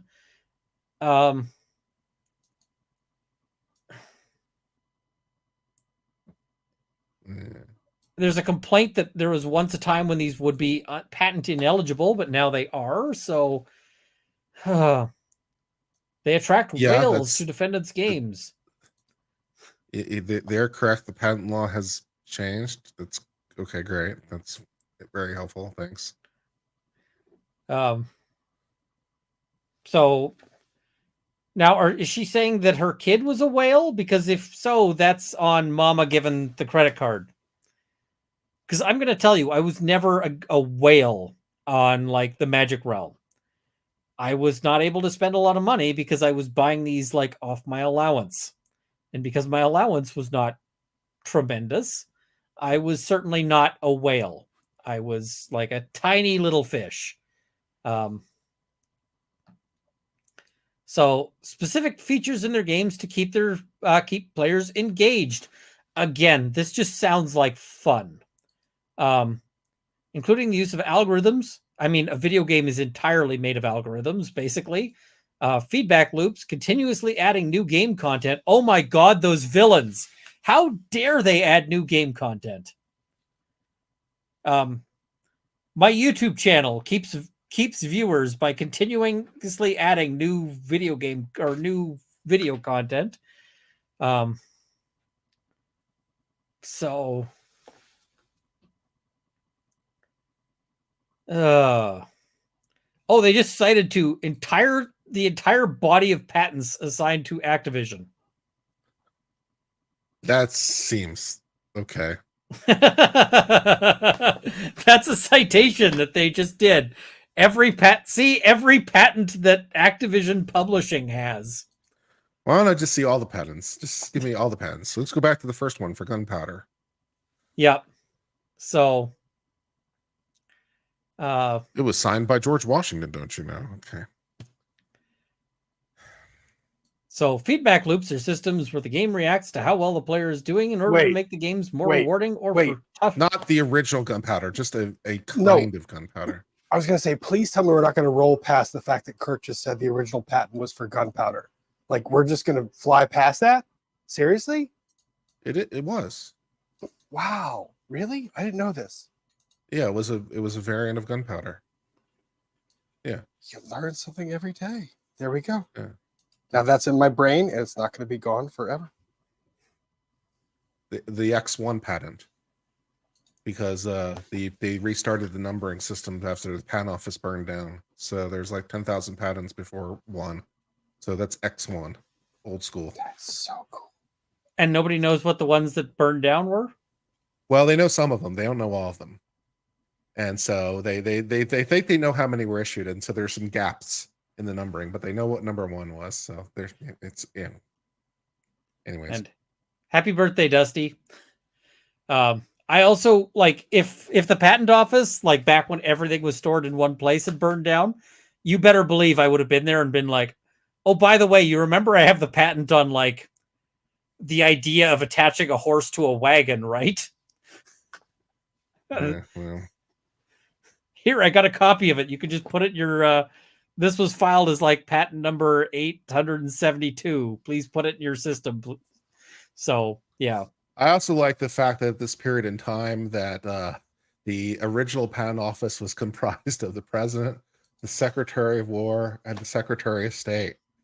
That was the original patent office back when it first started. So yeah, Thomas Jefferson, George Washington, and Knox were the original patent examiners because they had nothing better to do with their time. The more you know. Wow. Yeah. So, they're complaining about positive and negative feedback loops. So rewards for when you're doing too well, or the increases in challenge. Again, this is just stuff in video games. And this has been since the dawn of time. I used to play a game called Digger. And in Digger, you're this little tractor creature that goes through dirt and consumes little gems. And ideally, you also want to consume gold bags if you can. And you're being pursued by monsters. And you occasionally respawn this little eyeball that you can shoot at things to, to cause damage or to kill one of the monsters. So, great game. Every time you beat a level in Digger, it plays you a little reward song, like a little, yay, you did it. And then you go on to the next level. And the thing about the next level is that it's harder than the one that you just did. So you've got the positive loop of, you did the thing, good job. And the negative loop of, now it's getting harder. And this has been since the dawn of time, like the dawn of video games. Of games, of entertainment. Yeah. Of humanity. Like, and I mean, again, like if you just, even if the competition is like people playing like board games that are cut out of a piece of stone in like some, Roman marketplace, it's going to be like, you beat the guy, you move up to the next level. Your reward is now that you are like player number 602 instead of before you were number 603. And now it's harder because now you have to play guy who's number 601. Like, this is from the beginning of time.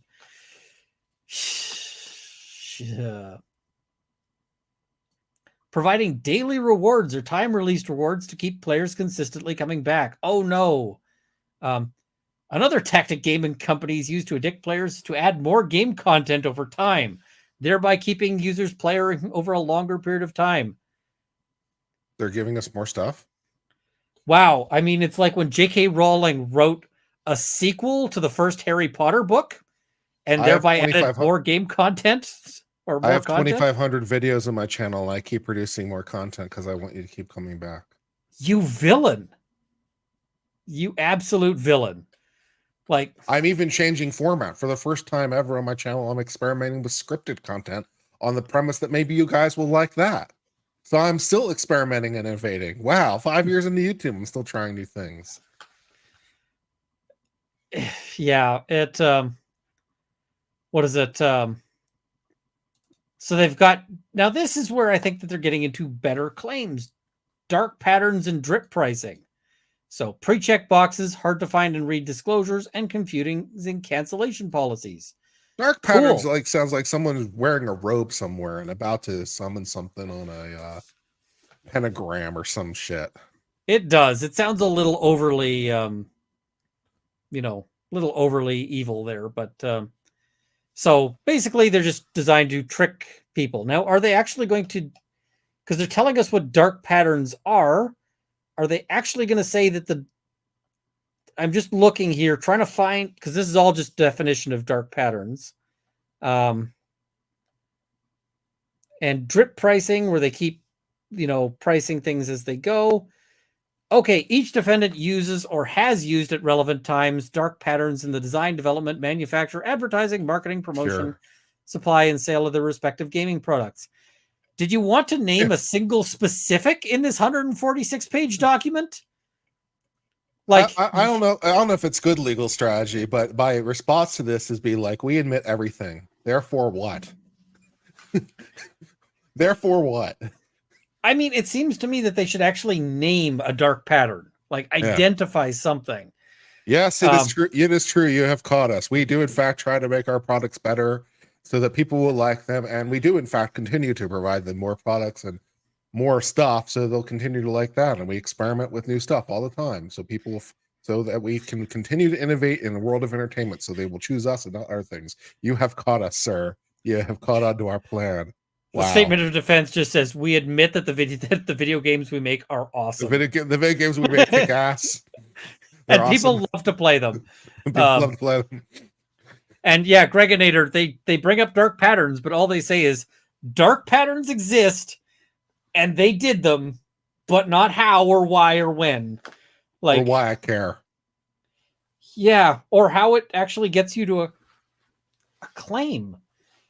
Like, cloud gaming enhances their predatory activities because you have access to hundreds or even thousands of games at one time. They mentioned cloud gaming. Oh my god! All right, this is like some bad foo late. Wait, I know this stuff. I know this. When people are mentioning cloud, everything like, yeah, do it. This is some bad late 90s patents when everyone was filing old inventions, but in the cloud and trying to claim it was new. Old man screams at cloud. Yes, I'm relevant. The never-ending availability of a wide variety of games encourages users to stay engaged with the streaming platform by ensuring they always have something new and different to play. It is true. People are, in fact, creating new games all the time. This is correct. Was this taken from the marketing for like Steam or Xbox Live? Like, yeah, did they let the people behind Xbox Live advertise, like, write their statement of claim? Because we do in fact have a diverse and ever-growing marketplace of games. We have no intention of stopping. We hope to provide something for everyone that wants it, and if we don't have something for you yet, maybe we will in the future, because we're always trying to create new things. Like my board game link, or my local board game store advertises that they have a huge selection. So why, like, having a big selection is not something that is an actionable claim. It's bizarre. So the feedback loops, other psychological properties, and cloud gaming platforms are designed to keep players continuously engaged, while the game patents are designed to study the skill level and behavior of the miner, even across social media platforms outside the game, so the game can bombard the miner with solicitations to purchase additional downloadable game content and /or loot boxes. Oh no, they want to sell you shit. 210. Today, 67% of all Americans play video games. So what you're telling me is a third of Americans don't play video games. You mean not playing video games is also an option? Well, and also do something else. Also, if 2/3 of Americans are playing video games, and society hasn't collapsed into ruin, then it's probably not all that Debatable. destructive, right? Debatable. Well, there's Well, the like- video games. That's a whole other problem. Yeah, but, yeah. If 2/3 of Americans were on fentanyl, Mm. I'm pretty sure the US would be like on fire right now. It'd be like a Mad Max scenario and, you know, whatever else. But yeah. Bizarre. 3% were extreme gamers playing an average of 45 hours per week. I guess I'm extreme. 3% of that sounds like it's just an inherently true thing. Yeah, the top percentage of gamers are the big. It's just like the 80-20 rule. Yeah, 20% of the gamers play 80% of the games. Wow. Okay, tell me something else I didn't know. You know. Yeah, the top 3% play, you know, the most of the games. Wow, okay. That's true of every sport and discipline and everything ever. I was going to say, I bet like 3% of leather workers put in, Yeah. like, you know, huge hours. Yeah. So gaming addiction, which is not They recognized. discovered the 80-20 rule. They're just great. Yeah, congratulations. Gaming addicts are usually 12 to 20 years of age and spend a minimum of 8 to 10 hours playing video games. Preventing them from playing can lead to tension and anger, and they may spend long stretches of time playing without food or sleep. Now, I'm wondering, are these people, for instance, with attention deficit, for whom like being without stimulation leads to those things? Wait, here's the thing. We're going to fly past the fact that those two paragraphs went from the 80-20 rule of the small percentage that play video games, this ratio, right? Yeah. And then going to, but oh no, the kids. Where's the connection? You went from one paragraph to the next, like one paragraph saying like 3% of people play for 40 hours a week. And then the very next paragraph, you're like, oh no, the children. I did skip over a paragraph, but it's not a relevant paragraph. It's just describing what gaming addiction is. I bet they're not out as much playing hopscotch anymore either. Yeah. Well, I mean, hell, for a while, Pogs were Pogs were a thing, and I can tell you, there. Ian, there were. I had the best Pog collection, and the Slammers. The Pogs were awesome. There were kids who were playing Pogs constantly. There were kids who cut classes because they'd go out and play Pogs during like the morning break, and then when the bell would ring, they'd be like, "Screw it, we're out here playing Pogs." That is not like a pro-social, you know, whatever activity, but okay. So I see people saying, "What are Pogs?" Pogs were little cardboard discs that had a picture on them, and these pictures you'd buy like random packages of Pogs with different pictures. You'd also buy what were called slammers, which were these like metal or ceramic discs. And what you would do is you'd have a stack of the Pogs, and then you'd use the slammer to try to flip them over so that you could get as many Pogs as you could from the other person. It's a form of gambling that was marketed to kids. And kind of like Jacks. Kind of like Jacks. Yeah. But I mean, it was a fad for like 6 months. And yeah, there were people who got really into Pogs. 6 months. It was like 2 years of my life were Pogs. Well, I was just about to say that after the 6-month fad ended, there were some people who were way too into Pogs who tried to stretch that out after everyone else had moved on, and Rob then decided to tell on himself. Well, they were fun. It was a game of chance, but not chance, because if you happen to be the kid that like was a little stronger, that like really, yep, I enjoyed that game. It was a lot of fun. It just, you know, like people have been in. there have been people who are like super hardcore into riding bikes, and yeah. So gaming disorder is the only behavioral addiction recognized in the DSM-5. Bullshit. Um, The only behavioral bullshit.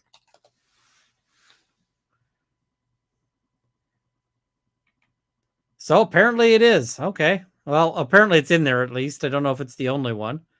The only behavioral addiction. Isn't like a lot of the DSM just behavioral addictions in one way or another? I mean, I don't know.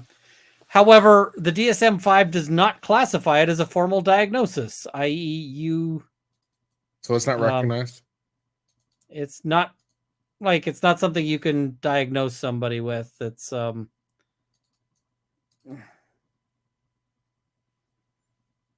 yeah, okay. Yeah, substance abuse disorder. Yeah, like, yeah. Smoke. Yeah. Well, bullshit. There's no way. No. How the heck did they get to 146 pages on this thing? Well, other than the fact that they they defined video gaming. I'm just like, effects of video games on adolescent brains. So you're saying your kid's brain is messed up because you let them play too much video games? Okay. This may explain why young people are more likely to engage in hours of play while ignoring basic needs like food, sleep, and hygiene. Without mature frontal lobes to draw on, minors and young adults are less able to weigh negative consequence and curb potentially harmful behavior like excessive video gaming, continuing to impact frontal lobe development. This is like a phenomenon that's been written about since there were like Greeks in togas carving their complaints into stone tablets. So, like, I'm pretty sure this isn't video games. This is just... Yeah. It's funny. It's because I've seen it done a couple times where people go in the past and they find all the quotes basically about like the kids these days. Yeah. They have no respect for the parents, no respect for their elders. They are of a completely different class. They're addicted to this completely new medium thing. And you can just go back and you find quotes like this for thousands of years. You can find quotes like this in ancient Greece. The kids these days, no respect. Yeah. So, yeah, old man yells at cloud is nothing new. But this is old man yells at cloud with brain imaging. Exciting. So, yeah. So activation studies say that your brain activates more when you're doing stuff that you're familiar with than with unfamiliar things. No kidding. Wow, that actually applies to everything. Yeah. In fact, one half of your brain is better at recognizing things you know, and the other half is better at recognizing things you don't know. It's almost like evolution was designed that way. All right, now we're getting into Preston Johnson's addiction, injuries, and damages. So now we're getting into where he specifically is injured. He started playing when he was 12. He now is 21. He's addicted to the following games: Roblox, Fortnite, Minecraft, Call of Duty Modern Warfare, and Grand Theft Auto 5. Notably absent from this list of addictions are things like heroin or alcohol, which are recognized as addictive. Those are also pretty good games. Chase the Dragon. That's a good game. He's spending approximately $350 a month on gaming and has spent $2,500 annually on in-game transactions and downloadable content. That sounds like a him problem. He also spends hours of his day watching video game influencers. Individuals who are compensated by defendants to promote their products, sometimes, and learning how to earn more rewards and advance in the games, including learning what microtransactions or in-game purchases are necessary to advance in the game. I mean, I also sometimes read things like, I've been playing Planet Crafters, who hasn't paid me at all to mention them. I've just been playing them a little bit. I went and looked online for like, hey, I have a thing I want to accomplish. Where do I find this particular resource in the world? And it told me. So, and I see people saying gambling, not video gaming, is the only one in the DSM-5. Okay. That I believe.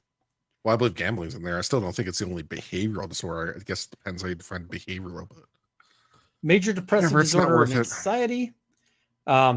He's got physical pain in his shoulders and wrists, increased weight, diminished social interactions, a drop in his grade, truancy issues, and inability to attend school leading to dropout, loss and/or lack of friends at school when able to attend, withdrawal symptoms such as rage, anger, and physical outbursts, loss of friends, and other emotional distress, mental anguish, pain, and suffering.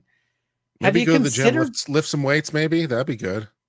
maybe get him like an autism screening? Because some of those seem like they could be symptomology of that, and the video gaming would fit with that. Or depression. Or depression, like just depression is an issue.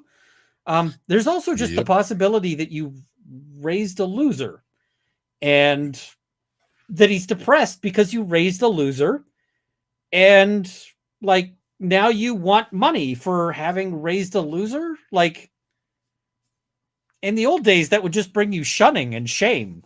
Like everyone around the village would be like, we don't do shame anymore. That's outmoded. but I mean, I genuinely suspect that this kid has actual issues. You know, he may be on the spectrum. He may have attention deficit. He may any of this stuff that's causing him to struggle. And what he needs is like a parent to identify that and, and address that, and probably needed that at a younger age. And not somebody who's looking for a payday from video game companies. They aren't going to Like, get it either. The yeah, I lawyers don't know they're not going to win, right? I'm wondering if this is a contingency fee. I wouldn't take this on contingency. I'm going to lose, and I like to eat. As a result of his gaming addiction, Preston Johnson sold his care for less than fair market value just to get money to play, and spends thousands of dollars per year on defendants' products. I'm guessing that's his car. Little bit of typo would be useful, or typo checking would be good. Despite parental efforts to limit game time prior to reaching the age of majority, she could not control her son's game playing or addiction to defendants' products. Okay. Why not? I don't know. Has lost hope in her ability to control his game playing time and feared her son when she attempts to take games away. He's 21. Have you considered just telling him, like, son, you don't live here no more? Because that's an option. Because, like, if she's actually afraid of him, yeah. So she says she's experienced mental anguish, emotional distress, pain and suffering, financial loss. Do you feel bad at all just openly admitting in formal court filings that you're disappointed in your own son? I'm disappointed in you. You're a loser. Also, these games by these companies are wicked cool. And you suck so much in comparison. You're a failure. That's kind of what it is just like, hey, I mean, the kid needs help, but it's also clear that mom isn't good at that. Well, at least on the plus side, it's making me feel better about myself, so that's nice. I don't feel like so bad about myself right now, so that's nice. Tell me more about this loser kid so I can feel better by comparison. Oh no, they're moving on to telling us how much the games are awesome. Okay. So Call of Duty is a first-person shooter game that simulates infantry and combined arms warfare. Releases annual versions of the game. There's 22 mainline versions. It's the most successful video game franchise created in the United States and the fourth best-selling video game franchise of all time. Again, this is sounding like the Call of Duty marketing. Has sold over 400 million copies. Each iteration is largely similar, but has different stories, guns, and abilities. Oh, cool. Activision is the publisher. Infinity Ward is the developer. Treyarch is the So the developers. sequel is a lot like the version that preceded it, but also different. But like also a sequel. Different and better. Like, it remains the most popular because of its specific addictive features. It involves unlock progression, wherein each kill, assist, or win will seep into a feedback loop that unlocks new equipment as players progress. People generally like unlocks in video games. Each gun used gets better the more a player uses it, with new attachments becoming available with more points scored. Okay, cool. I'm actually thinking I might want to try Call of Duty after all of this. Yeah, that sounds good. Let's get a couple of copies. Do you think we can get some copies? Yeah. At the outset, Call of Duty is harmful to youth because those who frequently play violent video games such as Call of Duty show neural desensitization to painful images. A lot of this is debunked BS, but Is Jack Thompson available? Or yeah, the guy behind Killology. Mm-hmm. It takes a significant amount of time for players to unlock Is he everything. still disbarred, or can we get him? I think he's disbarred. Okay, no, that's unfortunate. But once they reach the top and everything is unlocked, they have the option to reset it all. Why would you reset it all based on all of the stuff you've been saying? Oh, right, people do it because it's fun. Because it's enjoyable. They like the progress. They say this is a form of operant conditioning. Yeah, so it's just about everything you enjoy in life. With operant condition, players are reinforced to enact the correct behavior, in this case, making kills to earn extra game content. Why don't you at this point just cite to some research studies done by the Nazis or something to show how dangerous like the psychological conditioning is? I'm sure you could pull out something from Well, all like they're a just saying at this Mengele point, or something. It's just like how the psychological conditioning was even researched by the Nazis. That'd be good. at this point, all they're just saying is things are fun. So the Call of Duty defendants specifically designed the Call of Duty games in concert with psychologists and neuroscientists to discover the best addictive aspects to include in their games. Yeah, they hired people to help make the game fun. That's what I'd do if I was making a AAA video game. I would hire people to help make it fun. So, yeah. Several of these addictive technological features have even been patented by Activision. Those villains. How dare they seek patents? Okay, so a lot of this is just repeating their stuff, but specific to Call of Duty. You can play 20 of the 100 levels for free, but additional ones cost money. No kidding. No kidding. All right, we also can do this.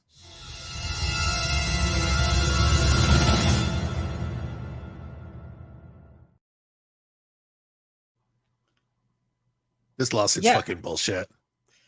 Oh, what the fuck? Activision touts the game as a heart-racing saga with unrivaled intensity, breathtaking covert operations, an immersive narrative, and the ultimate online playground. Sounds awesome. It does. Let's go get copies. Can we play with chat? Does chat want to play Call of Duty with us? Let's play Call of Duty. We can start a league. Wait. Now they're going to tell us how awesome Fortnite is. Okay. All right. Maybe we should do Fortnite instead. Okay.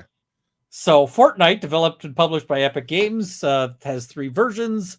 Free-to-play battle royale game in which up to 100 players fight to be the last person standing. Can play alone, in a duo, or in a squad of 3 to 4 players.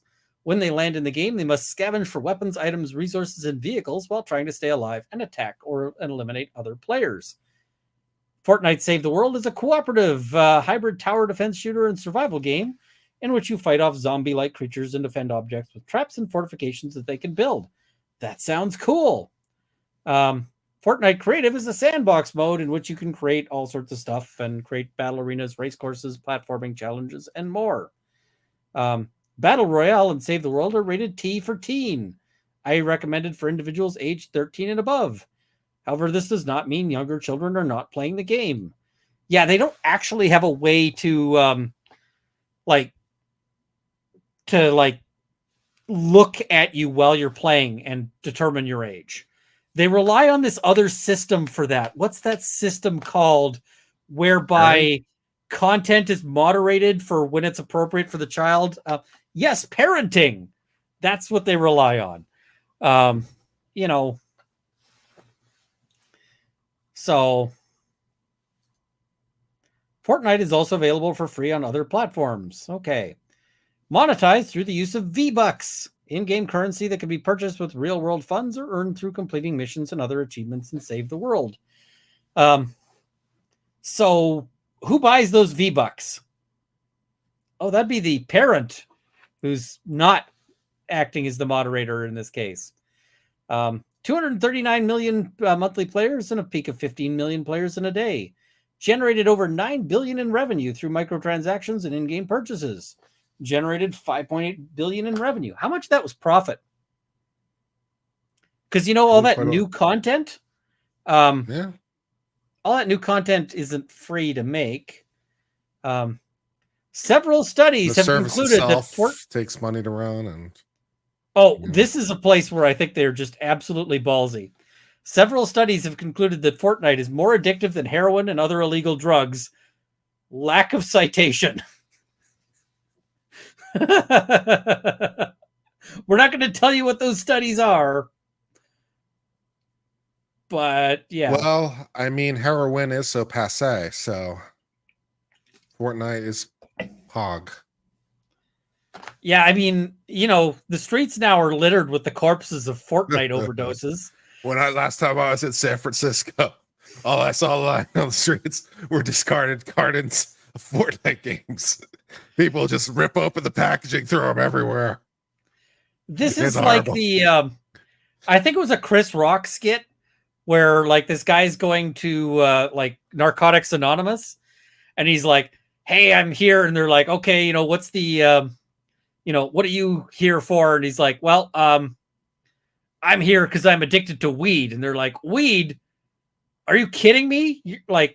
And one of the people is there like, "I suck dick in an alley for meth." Nobody, are you telling me weed is the same thing? I don't think that's actually happening for Fortnite. So you don't know my story. I'm just saying nobody smuggled Fortnite up their butt into a prison that I'm aware of. So prisons have their own kind of battle royale. So yeah, I just yeah. One tactic used by Epic Games is the psychological trick of lose by a little or win by a lot or a near miss effect. Essentially, when a player loses a round, they lose by only a slight margin, compelling them to play another round because they were just a few moves away from winning.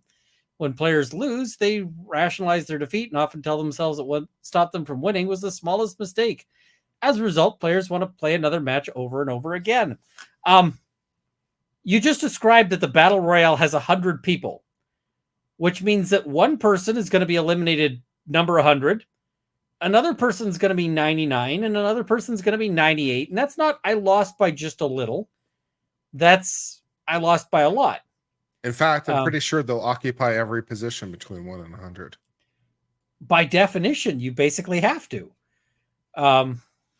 So, like... if you take 100 people and you rank them by any metric whatsoever, one of them will be in the front, one of them will be in the back, and the rest will be interspersed all along the way. Wow. Deep. Yeah. So I don't see how this is justified. So yeah.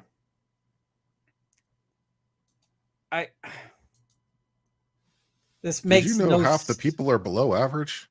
What are we doing to solve that problem? In the hopes of increasing their rank in the game through wins, players continue to play without penny pause or rest. I'm guessing they're playing because it's fun. Fortnite also uses random reward tactics, known in psychology as the variable interval schedule, the idea that randomized small wins will continue to draw in users. I mean, they're going to have rewards at some point. It's probably going to be randomized to some extent. Similarly, the mechanics of the game interject elements of variety, allowing players to find ideal hiding spots, loot drops, explore the entire map, build towers and forts using resources, and more.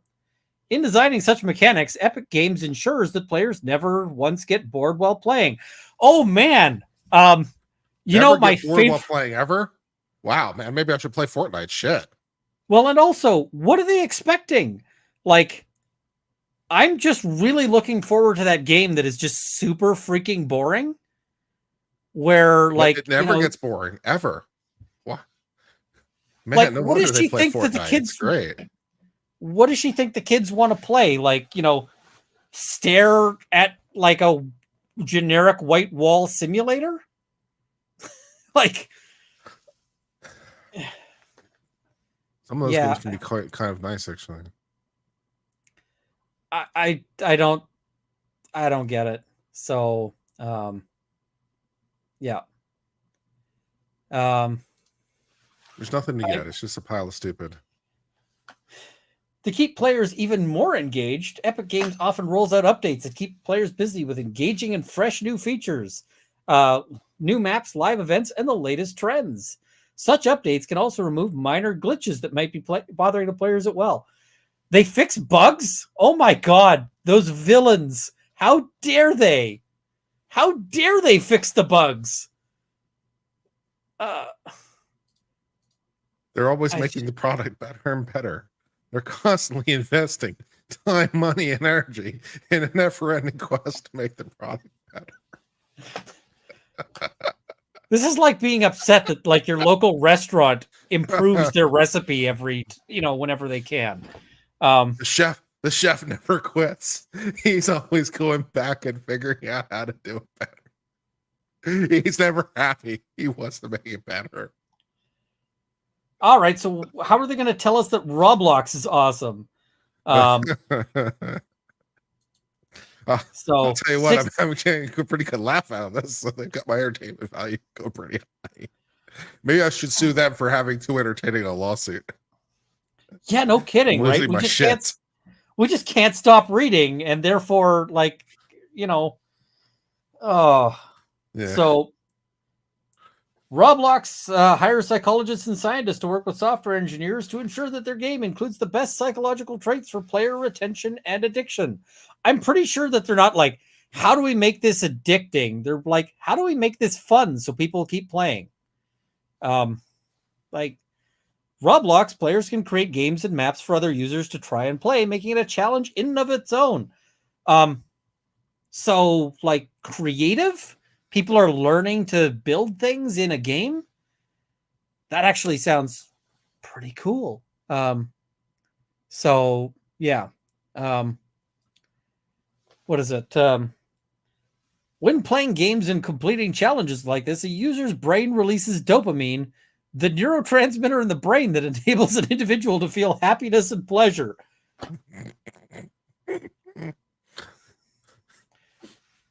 Every time you see a claim like this in any document, by the way, you know that the author is a moron. You know this because everything releases dopamine when you enjoy it. I'm seeing that it's pronounced like robot plus blocks. This is the exact opposite of an intentional infliction of emotional distress claim. They're intentionally inflicting happiness and joy. They're intentionally trying to make people happy. How dare you? So hard. They're trying so hard. I'm going to tell you that if there's a game that doesn't cause your brain to release dopamine, you are not having fun. Like, Evil Company makes game that people enjoy is not exactly how I would frame a lawsuit. Additionally, the variety within Roblox, I'm not sure. People are upset with my pronunciation, apparently. I don't care. Ensures that users are never bored and want to stop playing the game. There's always new challenges, maps, and characters to try, making the game feel like an ever-evolving entity that never stops providing entertainment. See, if I read this out on YouTube and it wasn't in the context of reading somebody's lawsuit, I might get a strike. This is marketing fluff. They'd be like, you didn't flag this as paid as paid promotion. Yeah. We're going to give you a strike for that. So there's also a social aspect that allows users to interact with friends or other users within the game. How dare they let you talk to friends? The social they're nature not of the really game, friends. They're just avatars. well, the or whatever social they said nature of the earlier. game pressures user to spend more money as their friends do. Oh my god.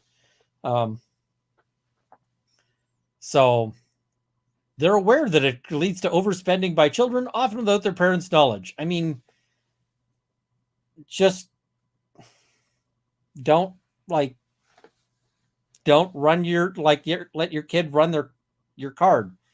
Rather than address these issues, Roblox Corporation instead deletes the accounts of users who file chargebacks or request funds for Robux payments through their banks, card issuers, or other third-party companies. You know who else does that? Most companies. Most companies. Like if I go to there's a Chinese restaurant that I go to a lot. And I go to them enough that when I ordered something, they take payment via email money transfer. And because the banks were sucking, the email money transfer was getting hung up. So it wasn't going through. So they're like, we don't have the money, but we're sending you the food anyway. But can you check and make sure the money comes through? But you're a good customer. We're going to make sure you get your food while the money's happening. Yeah. Whereas if I started doing like chargebacks with them, the conversation would be having isn't you're a good customer, we're going to make sure you're happy. It's going to be you're a bad customer, don't come back. No food for you. No hot and sour soup for you. So, and this is true anywhere. Like if I start making chargebacks, like if you start making chargebacks at YouTube for your super chats, YouTube will ban you. If you go to your local bar and do chargebacks, they will ban you. All of this, right? There's a reason that most lawyers don't take credit cards. There's a reason why criminal defense lawyers certainly don't want to take credit cards. Yeah. So, Minecraft is a sandbox game in which players explore a blocky procedurally generated three-dimensional world with virtually infinite terrain. Now, when I last played Minecraft, it was you pay a certain fee and you've got Minecraft forever. So I don't know what the deal is on this one, but so sandbox games do not constrain a player to achieving specific goals and let you to have a large degree of freedom to explore, interact with, or modify the game environment. They're talking about how popular it is, how it's made 380 million. You can discover and extract raw materials, craft tools and items, build structures and machines. And it has multiple game modes. Depending on the mode, you can fight hostile mobs or cooperate or compete against other players in the same world. They defined what a game is, but they don't define what a mob is.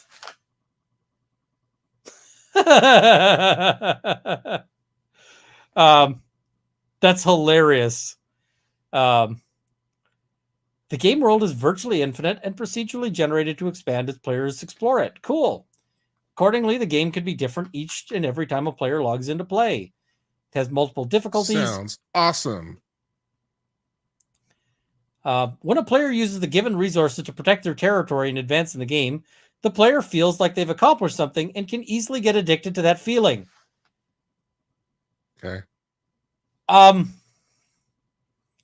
This is true of like every puzzle.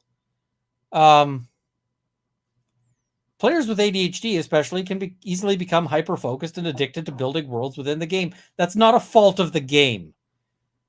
The multiplayer options also work to addict players to connecting with others in the Minecraft world. Kurt, Rob, apparently I'm addicted to hanging out with you guys because I enjoy doing it and we keep doing it. So this has got to be an addiction. Times a week. And sometimes I'll call one or other of you, even when we're not streaming, just to say hi. And like hanging out releases dopamine, therefore addiction and evil. On certain devices, Minecraft pushes constant notifications about new features, skins for avatars, and new objects in the game, which pop up on screen whether you're already playing Minecraft or not. You can turn off notifications like that's a preference setting. These interactive features serve only to lure players in to spend more time in the game. They're trying to make the game enjoyable. Like, oh my freaking God. Once a player succeeds with one stage, they move on to the next one. Essentially, Minecraft can last for eternity if the player's not strong-willed enough to keep playing. You know what else can last for eternity if you're not strong-willed enough to stop? Staring into space. Putting your hand on a hot stove. If you stare into space long enough, you might discover a planet or something. Like, literally anything you can do forever until you stop. Like, unless you stop doing it. The Minecraft defendants were aware of it. I can cover court cases forever because people like you keep filing them. It will never stop, Ian. I will never run out of content ever. It's one of the nice things about my channel. It will never, ever stop. I could get to the end of this and then immediately go back and start at the beginning, right? That is an option. I just choose not to because... Oh, no, it's pretty fun the first time. I'm going to be good for a second read, although. So they also say, hey, this is used as educational content, therefore trying to hook children. GTA 5, they're also going to tell us. When I was like in high school, I became really fixated on the book 1984 for some reason. And I must have read it about 50 times because I just really liked it. And I just kept reading it over and over again. Wow. I did that with Lord of the Rings.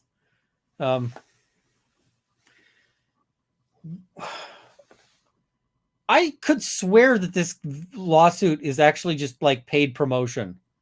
Several film and music celebrities have voiced characters in the game. That sounds cool. The Grand Theft Auto defendants have designed the game with good graphics, a captivating storyline, and smooth and predictable controls to enhance players' game experience. Those villains! What monsters! I demand games that look like dog shit seen through what do you call it? A funhouse mirror. And the storyline's got to be complete, balls. It's got to be boring and make no sense. And the controls have got to be janky and random. That's what I want in a video game, says concerned Karen here. Oh.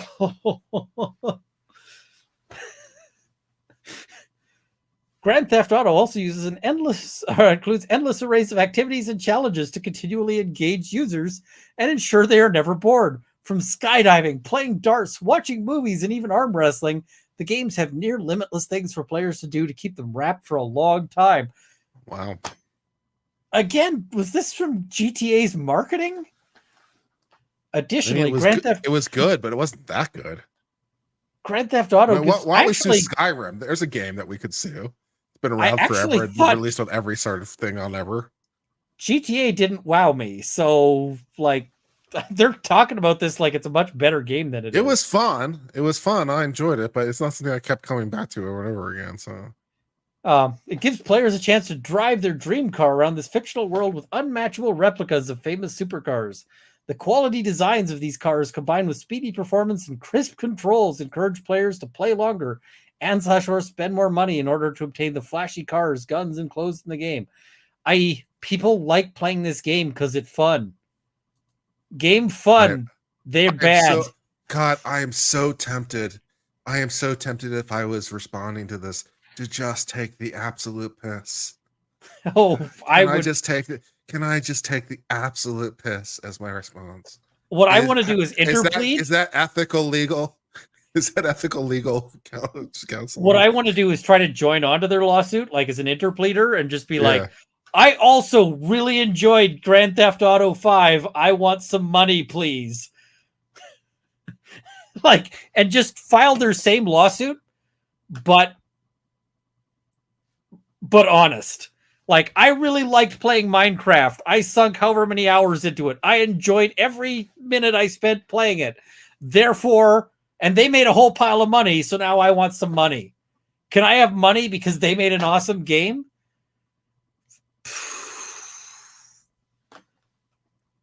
Our games Oh. are in fact awesome in every conceivable way.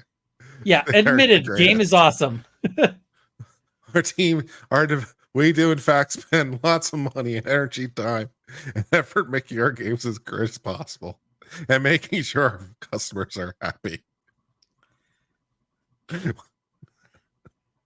there's the Xbox store. So $17 per month. Operates by linking the device to a remote server in the cloud. Gameplay is saved in the cloud. This is where they're going to say that cloud gaming is awful because it allows you to keep getting things. So here they're showing us all the new releases. Cafe Owner Simulator. Okay, of all the things to feature on that.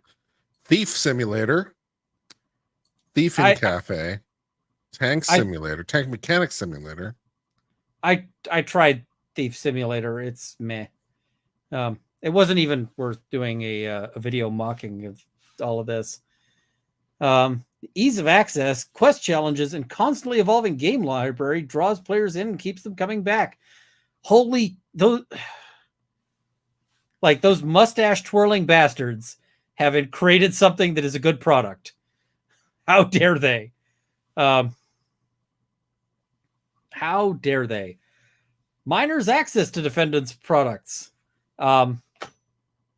Preston Johnson can easily sign on to multiple gaming platforms with a single sign-on option across multiple game platforms. I also like how they're still talking about him as a minor, even though he's now 21. You have to first create an account. A new account must be created by entering an email address, creating a password, and adding a name. You have to agree to conditions. The user is not informed that they can or should click the terms or otherwise told to first review them. Yeah, that's very common, and that has been held to be entirely fine. Where it's like, by clicking this, you agree to the terms and conditions. While he was a minor, he lacked the capacity to contract and thus expressly disaffirms any contract they may have made with any of the defendants, or the defendants may claim they made with plaintiff before reaching the age of majority. Oh my. Oh my. You know what I'm doing if I'm counsel for them? I'm going through their accounts and being like, okay, you disaffirmed the contract. Banned. Banned.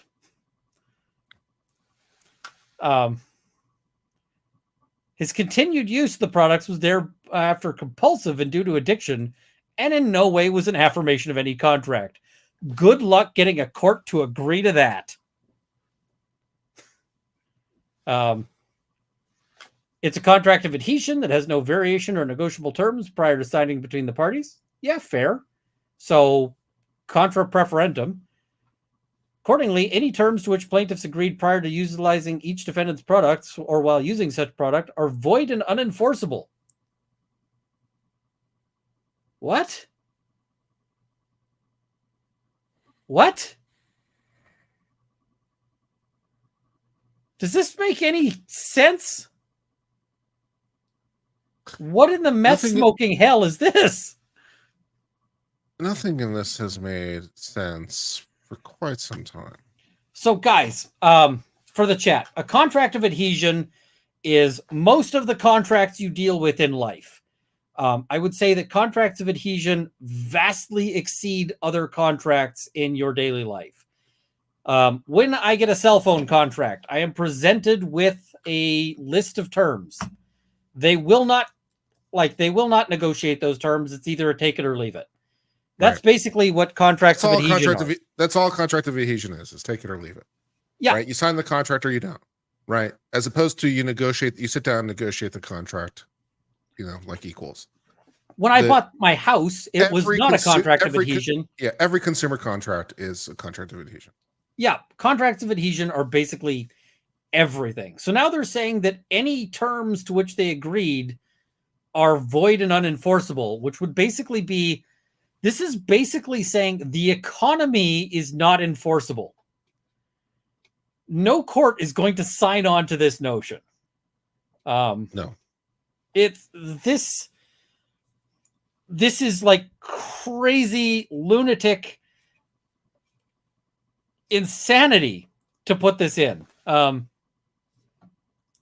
Tolling of statute of limitations. And also, of course, contracts don't necessarily have to be in writing. And so contracts of adhesion are every time you go to the store and buy something.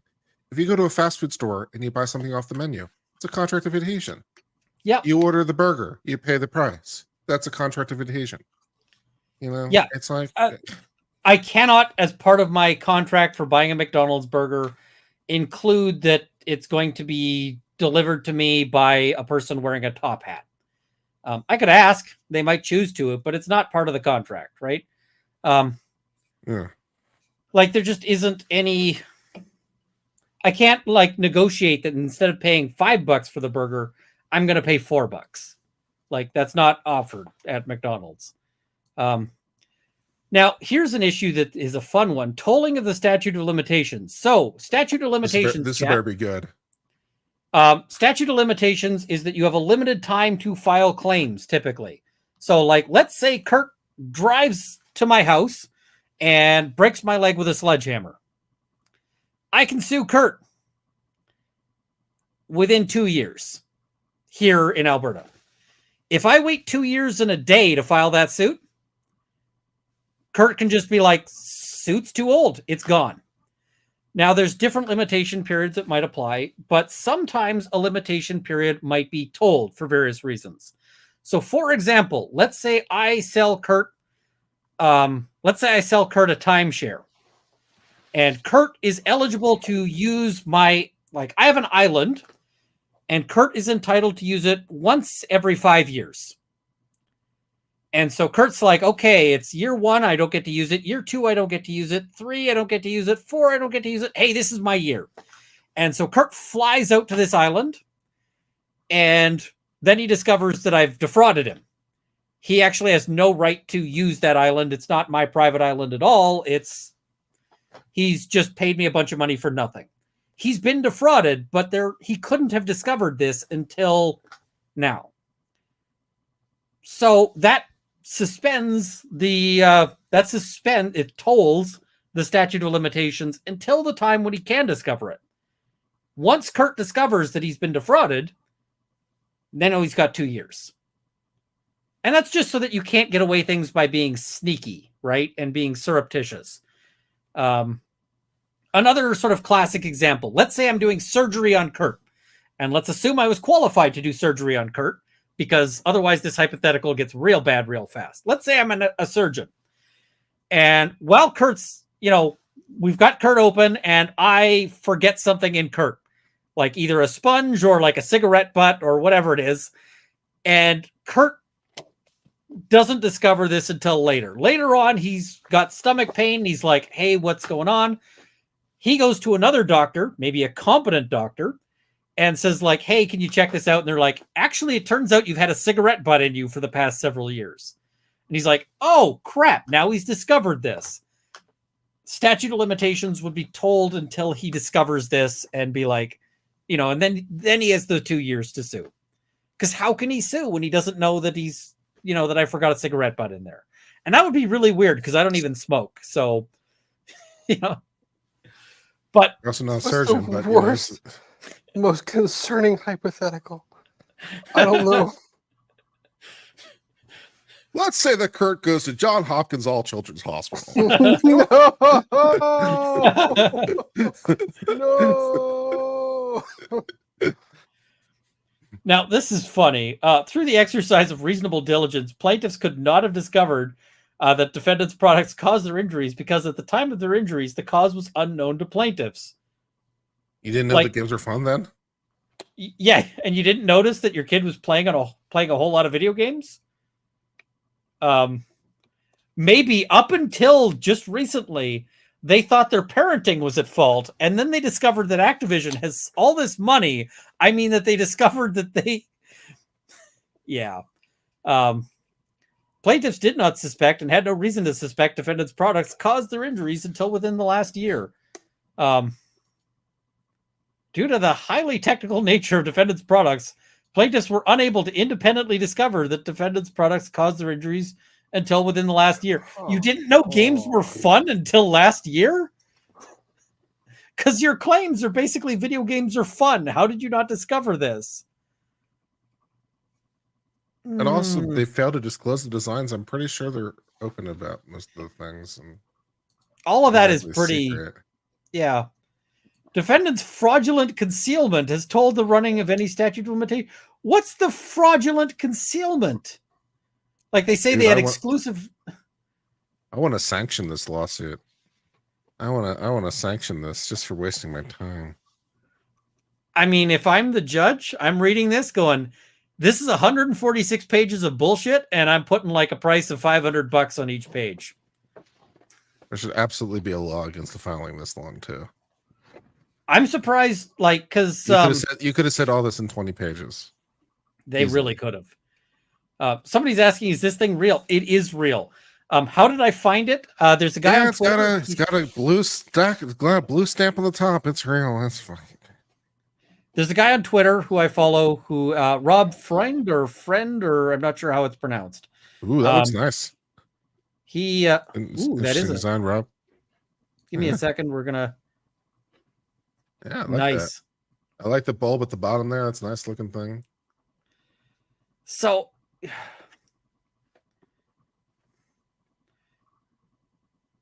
gunmetal, okay. Very cute, very nice.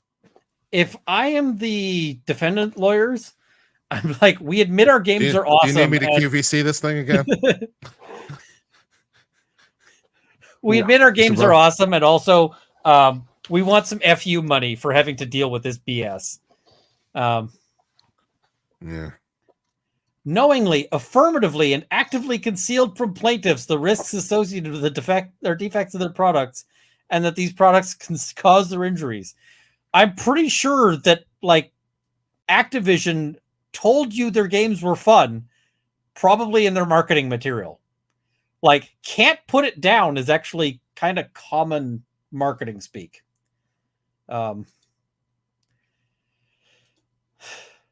Preston Johnson was unaware and could not have reasonably known or learned through reasonable diligence that they'd been exposed to the defects and risks alleged herein, and that those defects and risks were the direct and proximate result of defendants' acts and omissions.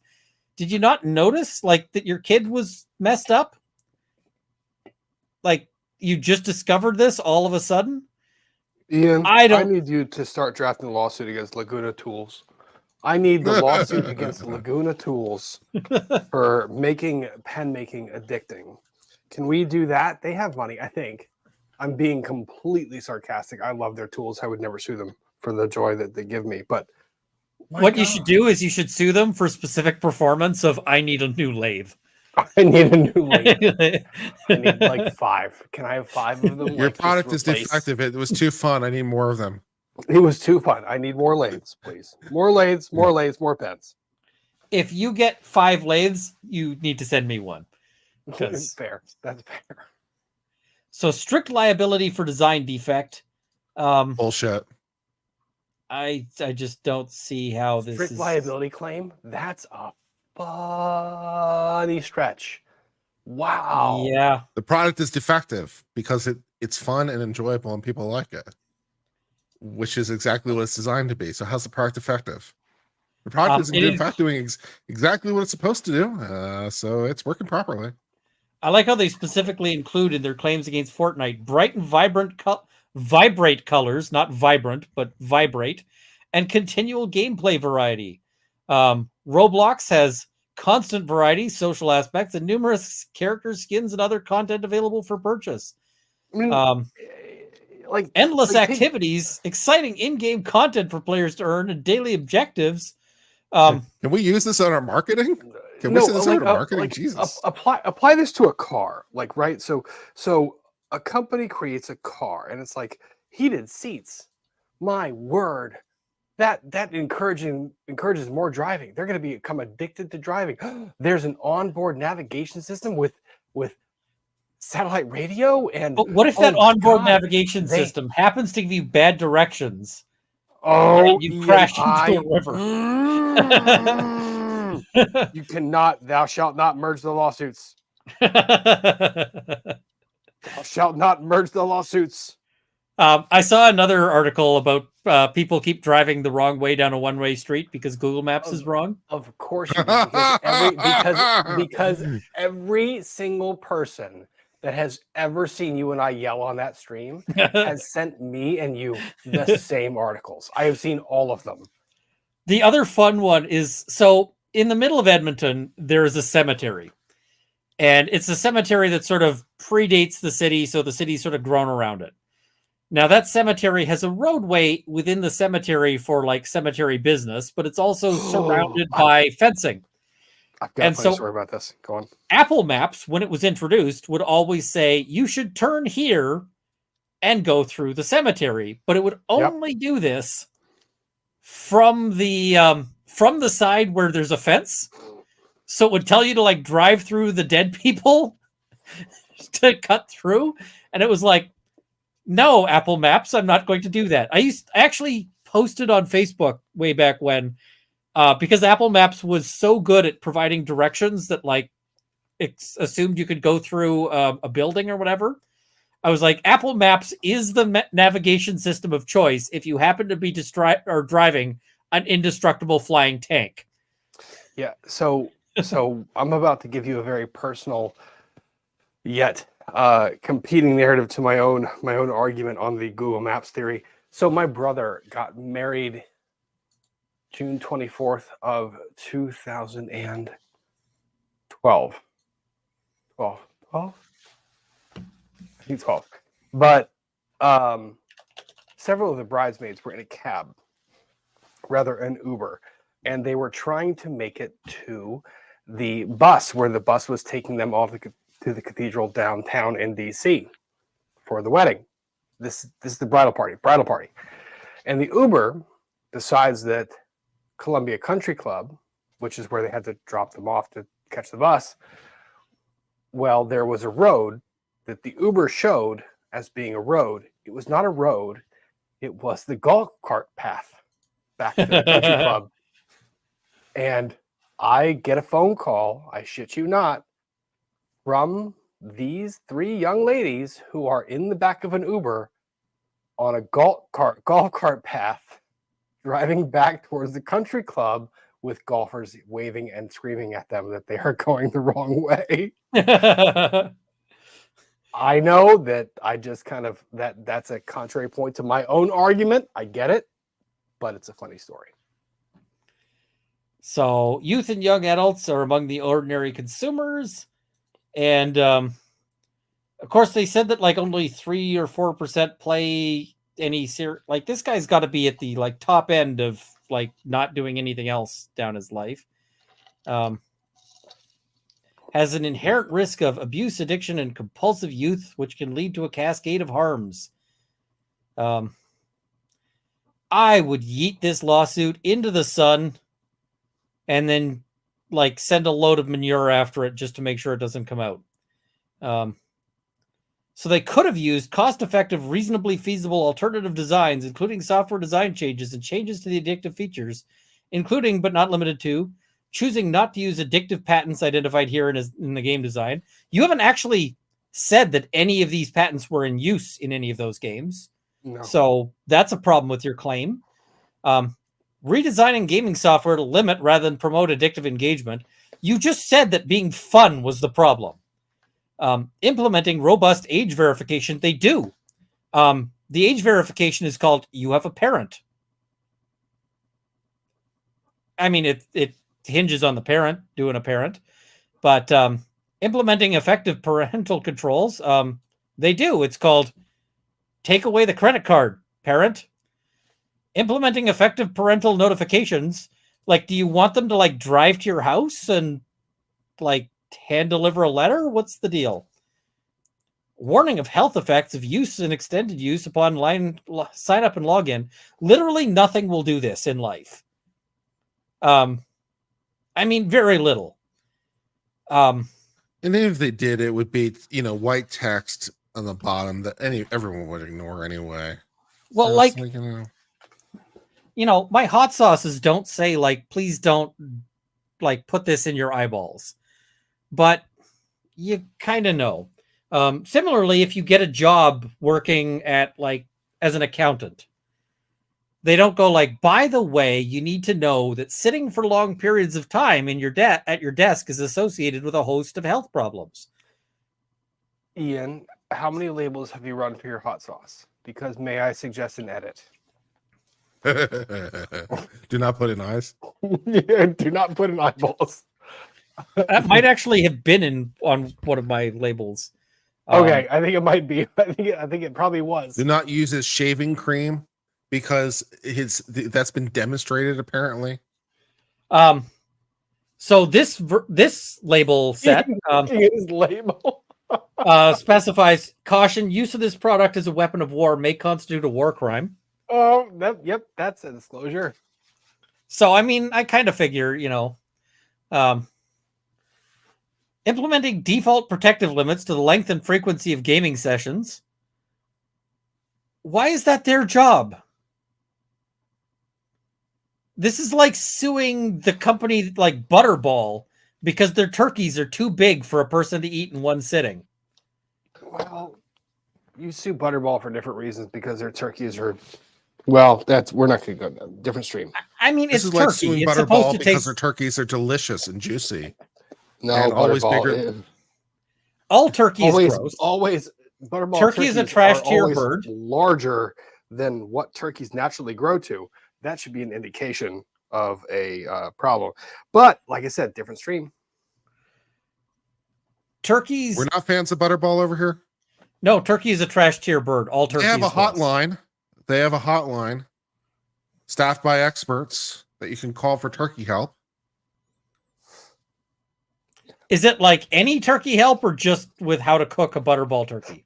No, I think they'll I'm pretty sure they're not going to ask what brand of turkey you're using. Can I call them up and be like, a hotline. Can I call them up and be like, I'm in a tree stand right now. Can you tell me what the best turkey call is to try to shoot this one? I don't know if that's on the Butterball hotline, but you could call and ask, I guess. See, that sounds like a fun call. Butterball. Implementing opt-in restrictions to the length and frequency of gaming sessions. Are you pretending that your kid wouldn't have just turned that crap off? Yeah. Like 100% your kid would have turned that crap off. Because there are games that have that, and the first thing people do is they turn it off. Implementing self-limiting tools, including but not limited to gameplay time notifications, warnings, If or he reports. had self-limiting, we wouldn't be here. Yeah. Implementing blocks to use during certain times of day, such as during school hours or late at night. That's a job for a parent. Like, a parent can do that. Implementing limits on number of games playable per day. All of this is parenting stuff that they want them to do. Implementing limits on the strategic timing and clustering of offers and/or assignments and challenges to keep players engaged and playing longer. You need to suck more at business. That's the problem. Thing, though. At least that's a game thing. Yeah. Others as set forth herein. To the chat, yes, I've heard of turkeys. Look at the turkey I made for Friendsgiving. So I'd make a bomb-ass turkey. Whereas I make an excellent ham. And ham is better than turkey in every way. I respect that. Yeah. I'll vote for ham. I make a good beef Wellington. Beef Wellington. Ooh, excellent. solid. Goose is also better than turkey. Ew. I have seen geese eat their own shit. They're farmed geese. Also, turkeys also eat all sorts of garbage. But I haven't seen that. I have seen geese do it. Would you like me to send you the videos? I would shoot you with a Nerf gun if you sent me that video. So, but it would be very painful. It would be a very painful Nerf gun. That's fair. Like a 9mm Nerf gun? No, I would just soak the Nerf dart in your hot sauce. Okay, that would be painful. Yeah. Now, here's a fun one for intervening cause. He suffered serious injuries, including mental health diagnoses. I mean, that's a cause and effect problem because it might be that the mental health issue is the cause of the video gaming and not the other way around. physical pain in their shoulders and wrists. Maybe that's on you to work out your own ergonomics. Like they don't tell you which controller to use or which keyboard and so forth. Weight gain. I feel like there's other factors in the weight gain than how much video games you play. And in fact, the amount of food you consume is almost entirely the entirety of weight gain. Because like if you have an extra burger every day, the amount of running you have to do to work off that burger is like 6 hours. So diminished social interactions. I can't imagine why a kid with this parent might have some social difficulties. A drop in their grades and inability to attend school leading to dropout, depression, a lack of interest in other sports and hobbies, a loss and/or lack of friends at school, withdrawal symptoms such as rage, anger, and physical outbursts, pain and suffering, mental anguish, and emotional distress. I would never talk to my mom again if she filed this lawsuit when I was 21. Like the most fair criticism of all the night. Like, yeah, mom, are you serious? I'm trying to date. How? I'm going on Tinder or Bumble or whatever it is. Yeah, he's on Tinder and she Googles his name and is like, I'm the oh wow, this guy's boy. uneffable. I'm the gamer boy. Oh my god, turkey boy, gamer boy. Okay, yeah. Like just, oh good, you look this guy up and he's a fat high school dropout with no social skills and no friends. It's like, what's the scene in Wedding Crashers? Ma, the meatloaf. This is like the ultimate in cock blocking your kid. Well, cock blocking your kid for profit, no less. Strategy move. All right, parents, new move. But like, she's gonna make money off of this, like dragging this guy's name publicly. Maybe he could join the military, get some discipline in his life, and turn out to be something for himself. It's not and too late, also, young man. I'm not disparaging. Go find adventure. Also, if he gets deployed, I feel like 1,000 miles between him and his mom would probably be a good thing.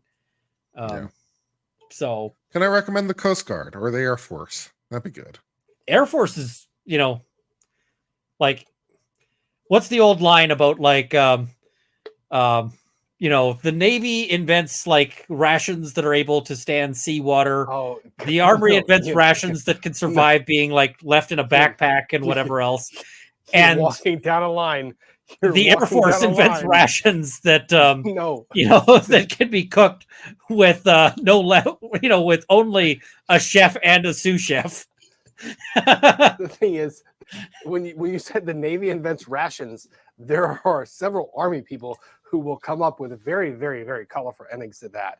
And then when you say the Army invents, I mean, you're walking a line the second you go down that lovely little well, and then there's the rations invented by the machine or by the Marines, which are also useful for like coloring in things. Well, they eat crayons. Exactly. There's also the brand new Space Force. Join a brand new military. I know.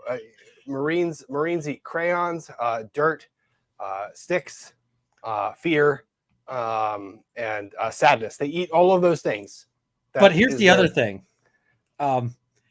This kid is like, maybe an expert gamer, although she has filed some things saying that he's not good enough to unlock those rewards on his own. Get good. He's got a lot of practice with controllers. What is being used more and more at all levels of the military?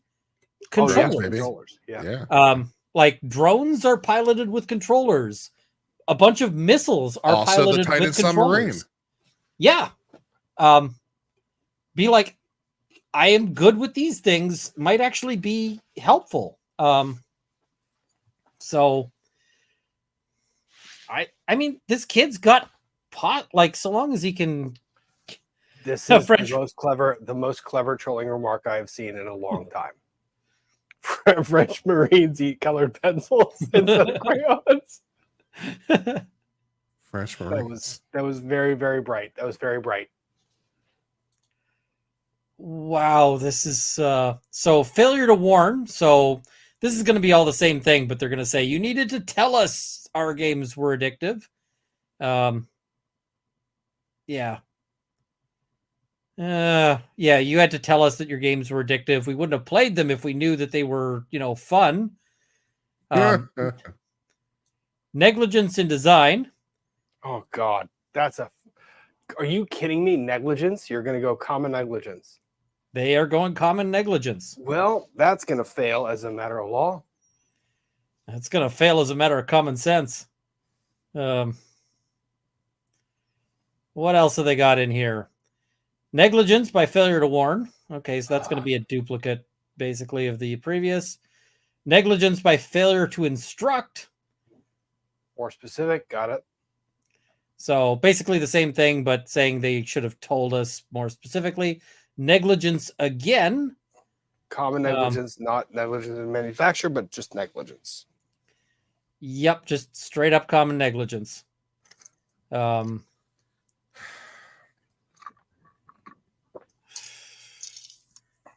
a lot of this is just our things were fun, so therefore, yeah. Outrage. Wait, what?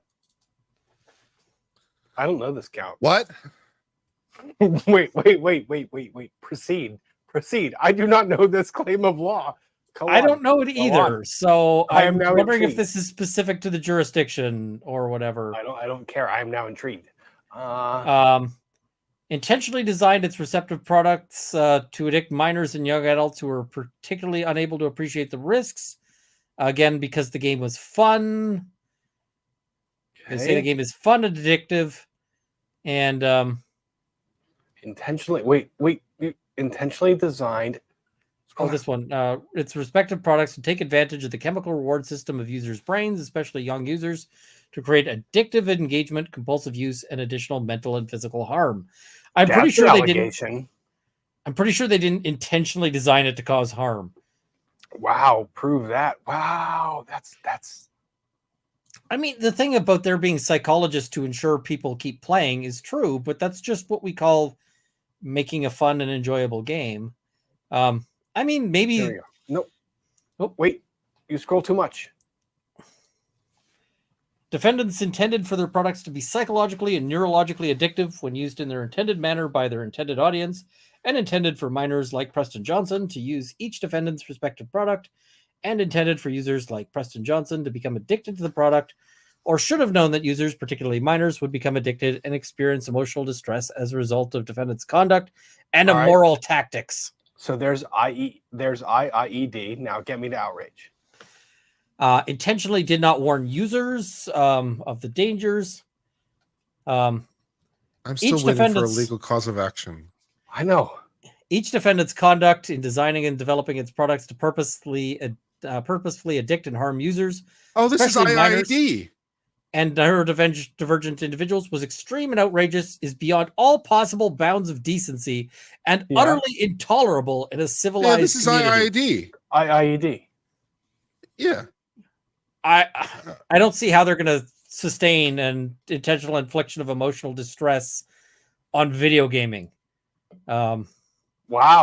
That's intended to inflict emotional distress, i.e. addiction, on users like Preston Johnson, and should have known users like Preston Johnson and their families would suffer emotional distress as a result of defendant's conduct. Wow. Extreme and outrageous, beyond all possible bounds of decency, and utterly intolerable in a civilized community. Now, do they actually call IIED I know outrage in this jurisdiction? Because I've never heard it called that. Me either. 610. As a direct and proximate result of each of the defendant's outrageous conduct and infliction of emotional distress, Elizabeth Jones has experienced extreme emotional distress, pain, suffering, and mental anguish, including having to witness his child. Just proofread your crap off your precedent. It's 146 pages. Typos. Suffer from addiction, pain, and mental distress caused by defendant's outrageous conduct. Wait, so now you're trying to do a third-party IIED? I'm suffering because I've had to see their suffering? Yes. Yeah, approximate. Yeah. That is not a thing. No. Keep going. Each defendant's outrageous conduct was intentional, willful, wanton, reckless, malicious, and displayed an entire want of care and a conscious and depraved indifference to the consequences of their conduct. They meant the shit. Got it. Wow. Why So does there- it call IAD like a normal person? Why is it now outrage? What is the count of outrage? What is the outrage count? What? It's apparently just IAD. What the fuck you doing? What the fuck you doing? Violation of Deceptive Trade Practices Act. How is this All right. deceptive? So the Arkansas Deceptive Trade Practices Act. Is this Arkansas? I guess it must Now I be. get outrage. I understand it. Okay, but Knowingly deceptive trade making- practices. Got it. A false representation is the characteristics, ingredients, uses, benefits, alterations, source, sponsorship, approval of or certification of each defendant's respective products or services. I don't really see that one, but okay. Advertising the goods or services with the intent not to sell them as advertised. What? Employing bait and switch advertising consisting of an attractive but insincere offer to sell a product or service in which the seller in truth does not intend or desire to sell. No, they sold you a game. You love the game. They said you would They love the sold game. you You a love the game. game. The fact that you can Literally. buy more stuff within the game is not bait and switch. And literally, your own allegations refute that claim. They sold you a game that you, by your own allegations, said was too good. So bait and switch for the chat is this used to happen all the time. It's been largely stamped out by laws that prevent it. But you might have Walmart as a hypothetical. Wait. I got one. You Oh. might be selling a map that's a continuously updating and live map. Wow. But instead, Wow. it's not a continuously updated live map. It is instead a death map. Just saying, hypothetically. That's not really what bait and It's a little bit. that's not really what bait and switch is, because usually what bait and switch is they'll say we have an 80-inch TV for sale. Yeah. And Yeah. it is for sale at $100, and people are like, "Oh my god, I got to get this TV." And in truth, I never actually had any TVs for sale at that price. But instead, when they come in, I'm like, "Sorry, we're sold out. We never actually had any of those." You don't make that part Limited clear. time. It was a limited time offer that You was. don't make never. that part clear. Well, we just say, "Hey, sorry, there's we're sold out of those." There you go. Or you say, "You don't really want that TV because it's actually a piece of garbage. What you really want is this 90-inch TV for $3,000." And you steer people away. The whole point of the advertisement is just to bring them in to sell the much more expensive things. So that's like bait and switch. Yeah. Here, they actually, when they sell you Call of Duty, they want you to buy Call of Duty. Call of Duty. And they actually will give you Call of Duty. They will, Yeah. in fact, give you You that walk- thing. You walk out with Call of Duty for the price that was listed for Call of Duty. Yeah. Knowingly taking advantage. It's exactly what they told you it would be. And it does exactly what they said. That's a very weird sort of form of bait and switch. Here's this product. That's exactly what we told you for, exactly the price. And you can get it. And it does exactly what we tell you. That's a very strange form of bait and switch. Yeah, it's bizarre. Knowingly taking advantage of consumers who is reasonably unable to protect their interests because of their age. Again, with the typo grammar problems, but I mean, I guess that fits with their claims here. So it's not as ludicrous as some of the others. Using and employing deception, fraud, and false pretense in connection with the sale or advertisement of goods or services, particularly microtransactions within each defendant's respective product. I don't see that one's going to fly at all. Like, when you buy a loot box, it's exactly what you're buying, right? Concealing, suppressing, and omitting material facts regarding the gaming product and intending that others, like Preston Johnson, rely upon the concealment, suppression, or omission in connection with the sale or advertisement of goods and services. That'd be like if I sell you a cow and I don't reveal that the cow is, contaminant or has a disease or something. Like, Yeah, Where there you the go. hell were you going with the cow? You picked cow of everything you could have chosen. I was thinking of a cow I saw on my hunting trip that was eating plastic. That's fair. So, using false Did and you misleading did you hunt the representations. cow? I did not hunt the cow. Cows are very expensive if you accidentally hunt one. Do not hunt a cow. It is a very bad recipe. False and misleading representations while omitting and concealing material facts relating to their product. So, while knowing that abuse, addiction, and compulsive use by youth can lead to injury, but failed to inform the public, users, or parents, including plaintiffs, that its products pose significant risk of harm. I mean, just about everything causes harm if you do it for 14 hours a day. Leather work is typically considered a fairly, innocuous hobby. But if you did it for 14 hours a day, you'd have all sorts of repetitive stress injuries. Rob, how much lathe work do you think it would take before you got a repetitive stress injury? A couple days in a row, to be honest. Yeah, There's if a you did lot it for of vibration, it's a lot of very intricate hand work. Yes, I would get a stress injury pretty quick. yeah, just about anything if you do it excessively will hurt you. Roblox Corp designed their game with addictive properties. So again, addictive properties, but addictive properties they've mostly just identified as fun. Communicating the purported benefits and safety of using its respective products while failing to disclose the serious harms. I don't think any of these video games have communicated their benefits and safety other than just, you will enjoy playing this. Like if I fire up a game, it doesn't say it is safe to play this game for 16 hours a day. No. A lot of games will say take a break every once in a while. Maybe you should just be a streamer. I mean, if he's playing that much anyway, he might be able to make money off it. He sucks. You forgot that part. Yeah, that is true. And he's got no social skills, so problems. That's okay. I'm a streamer with low social skills. He can learn.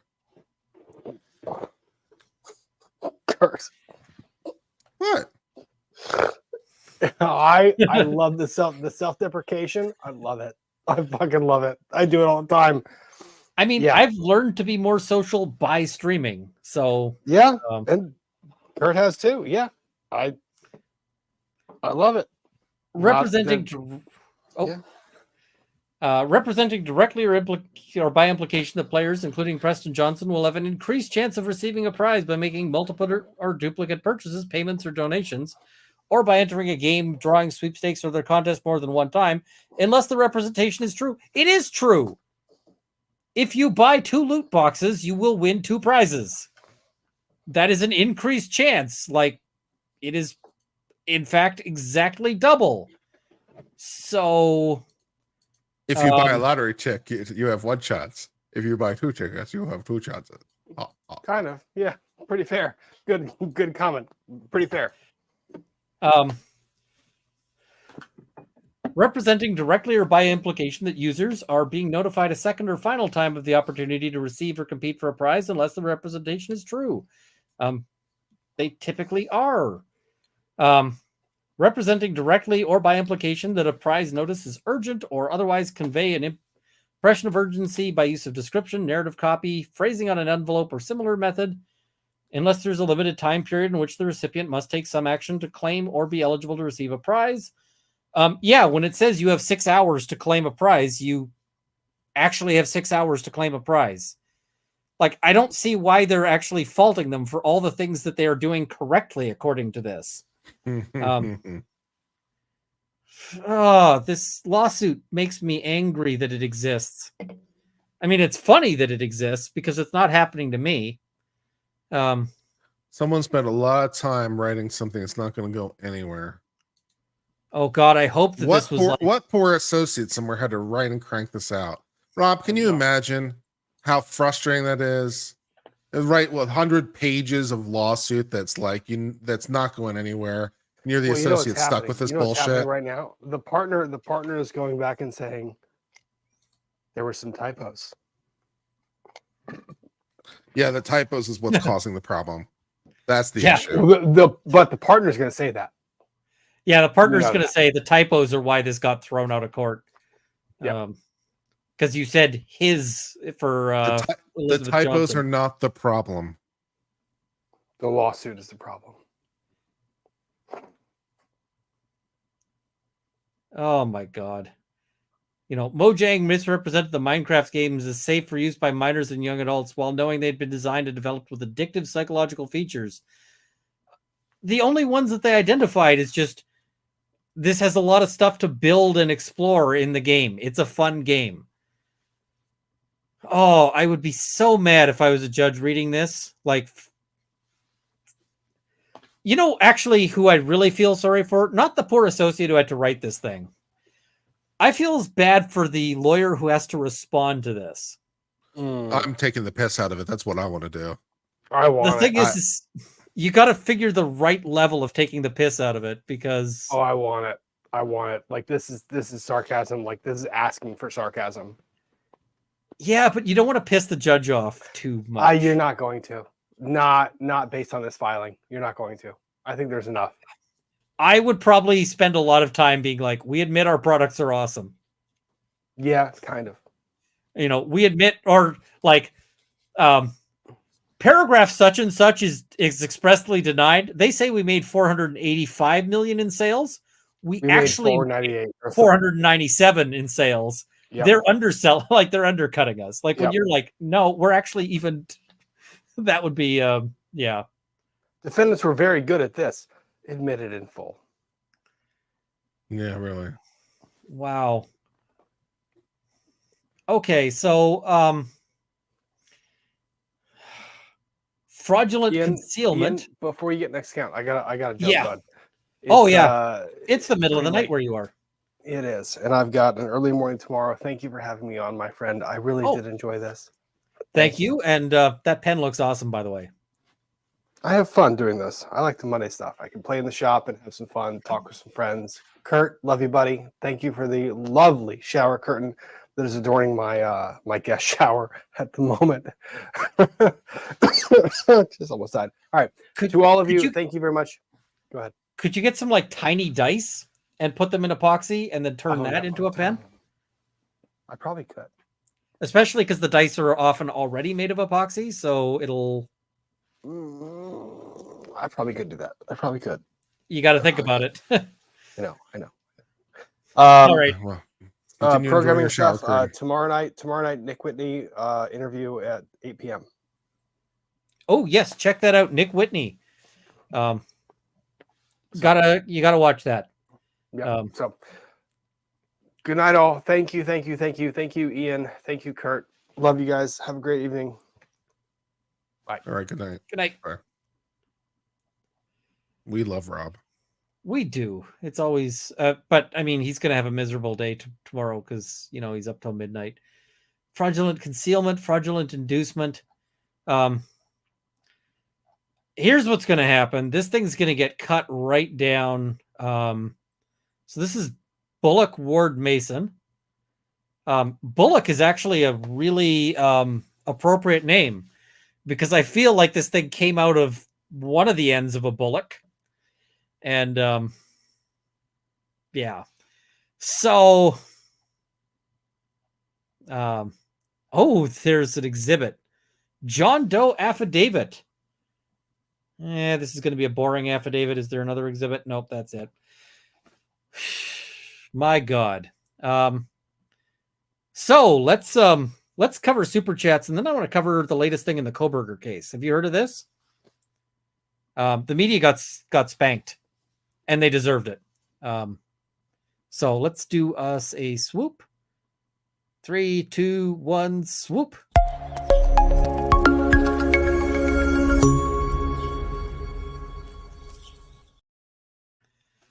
So KP saying, K, so can I sue alcohol makers for alcoholism and food producers for food addiction? Got it. Kurt, you're either on mute or you are, or you're doing it intentionally. Oh, fuck me. Am I there now? Yes. as I was saying before, I was so rudely interrupted by my own technology. People have tried this lawsuit already against fast food. They tried it with McDonald's and everyone else for the food being too tasty. So we've been there, done that. And I feel like that's going to be cited front and center in the motion to yeet into space. Yeah. Steve A, watching you in your shop has inspired me. I've started doing some leatherworking myself. Awesome. Thanks for the great shows and early spicy time. Thank you, Steve A. Nikki Crayon says he should sue parents, not parents sue games. Sadly, I don't think there's a cause of action for like just generic, generic bad parenting. And even in the space of like bad parenting, like this is not really a huge deal as compared to like all the. There's some really bad parents who I think should be sued, but yeah, not this one. May have been a few centuries since your judge was a child, but they were a kid at some point. Yep. Seriously, the mother bought the gaming system. Yeah. If Preston only had a mom who set boundaries or some self-control, he's 21 now. I think Preston is Cartman, and this is a part of a new South Park episode. If this is guerrilla marketing for a new South Park episode, that would be the most epic thing ever. Warrior needs food. Nope, never heard of Gauntlet. Gauntlet's the game that like Warrior needs food badly came from. Will the real Ray E please stand up? One of my favorite Danny Crane moments ever. What does any red-blooded American do when they're insulted or even the least bit put off? We sue. Wanted to buy WTTF Funday tonic. Not sure I'm getting that one. This reminds me of my I Hate Jack Thompson t-shirt. That's a great t-shirt because Jack Thompson is a sack of garbage poured loosely into a human skin. Candy Marie, thank you so much for the YouTube membership. Much appreciated. And the 5 gifted memberships. Stephanie 1208, welcome aboard. Thank you. Y'all are against the tide. Y'all don't forget to like the stream. Thank you for the reminder. It's much appreciated. Against the Tide is a wonderful mod. Why don't they bring up gacha games in this? They're predatory as heck. Yep. But they don't bring up gacha games because they don't have the money that Activision does. They're going for the deep pockets here. Please ask Rob why he flipped us off. I don't think he intended to. I think the only free thing in this world is air. That air will be $3.95, please. Great chat on gaming. Thank you so much, Joloy. Much appreciated. Those kids grow up and now play Pogs. Lol. I'm not going to explain that one. A flat Earth version of marbles. Pogs. Nice. That's a great one. I still have my Pogs from 20 years ago. You and Rob should have a game. I don't know if Rob still has his Pogs. Frontal lobe immaturity is a thing. Parenting is also a thing, right? Yay, Monday Funday crew. Boo, whoever filed this. Yeah. Gambling, not video gaming. Only one in DSM-5. Yeah, that... apparently it does look like it's gaming, like video gaming. I don't know. I'll have to check. I hear changing the Wi-Fi password is a thing. Yeah, but then the kid gets angry and she doesn't like that. Spice has already been flowing for a while. Haha. Yeah, I kind of got ahead of myself. Note that this is a list of the most profitable games. I kind of feel like they left out some of their games on that list, the ones that didn't have money. Because, I mean, this kid can't only play 5 games. Cloud gaming is awful, but not for the reason they're saying. In my experience, it crashes more than it works. I've had good luck with cloud gaming, but I mean, the cloud gaming isn't usually like on Microsoft or whatever. You install the game to your system first. So do you get to the cloud gaming district often? Oh God, I wanted to murder that guy so bad in Skyrim. You know the guy, right? Tolling, time to break out the Chat GPT. Oh, that was a major factor of the Chat GPT lawsuit or Chat GPT sanctions about tolling the time for the claim. Well, yeah, that was the entire thing because it's like we want to toll it, and here's a whole bunch of authority that allows us to, but none of it was real. The problem. Fake authority. I mean, that's probably about as good as this lawsuit. But Lindsay, with the absolutely correct statement here of goose is objectively the best fowl, duck is a close second. I agree with that entirely. Pigeon's actually really good too. Game hens, all sorts of things. Good chicken can be fantastic. Speaking of turkey, happy Well, Thanksgiving to all those in the U.S. who celebrate. I like quail. Quail is good too, although quail are tiny. Yeah. This thing just doesn't really cite much, not for claims of fact, nor for laws, nor for studies. Yeah, they're like, all these studies say this.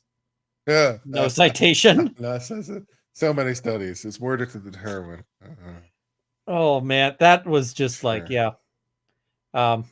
So Emma what you're Z. saying so what you're saying is using heroin would be a improvement? Yeah, you could just fix your kid by getting him hooked on heroin. Lawn Lumber says I was flipping Ian off for getting to shoot in Texas. That is fair. That is reasonable. So let's talk about the media and how much they suck, because that's a great topic. They do suck surprisingly hard and surprisingly often. Well, in this case, they're finally getting some kindly stop sucking in the Koberger case. And I'd been predicting that some judge would do this at some point, because this has been a long time coming. Look, when it comes to cameras in the courtroom, we just all have to look at the Take Care Maya trial, and not for the first time. These camera operators just can't stop themselves. And the judges reasonably are like, this is some bullshit. Because when you guys came to us, the court system, and be like, we want you to open the court system. Why? We want to see the proceedings. We want to see what actually happens. It should be something that's available to the public. It's like, okay. And then you spend the entire time focusing on Maya. So when she cries, you have your money shot. And the judges get a little bit pissed because they've been bait and switched. And they don't like it very much either. Well, it was Maya. It was, we also saw it really heavily during the Paltrow trial. Because they were under orders not to, and they still did it. Yeah, they were specifically told, you need to, you absolutely need to not focus on the parties. And they were always just like right on Paltrow the whole time. And they'd be like, oh yeah, the camera was on Paltrow all day. We'll stop. And they'll stop for like 10 minutes before they'd just like, it'd be like, oh yeah, we're on the attorney, but the attorney's head is in like the top left of the frame. They're like right up here. And then it's like Paltrow there. It's like, really? Like, that's how we're doing this? So in Koberger, the defendants asked to, they wanted the cameras kicked out of the court because they're saying, like, listen, they say they want to film the proceedings. Who are they filming? They're filming Koberger nonstop. Yeah. Like, what, can we stop this? And and the media is like, yeah. So they say this order addresses the motion to remove cameras from courtroom filed by defendant Brian C. Koberger, and after Koberger. On September 6th, the state responded to Koberger's motion requesting that the court prohibit cameras in the courtroom, both still and video, at a minute during trial and during any other court proceedings in which victims might be called to testify. So basically, the state agreed with the defendant on this one. Like, they both agreed on that. And the thing is and I see, Camper for Life saying, yeah, I don't think the court being in control of the cameras is good. The problem is that we can't trust the media to not do a crap job of it, right? Because there were so many times where I'm like, I want to see the lawyer. I want to see the witness. And what they're doing is they're just focusing right in on like Maya or Gwyneth Paltrow. And I'm like, she's just sitting there. Like, just leave her alone. But nope, that's not what they're doing. So on August 30th, a coalition of 14 media outlets that will be collectively referred to as the Associated Press filed a second motion to intervene. So they wanted in. So on September 8th, the Associated Press filed an opposition to motion to remove cameras from the courtroom.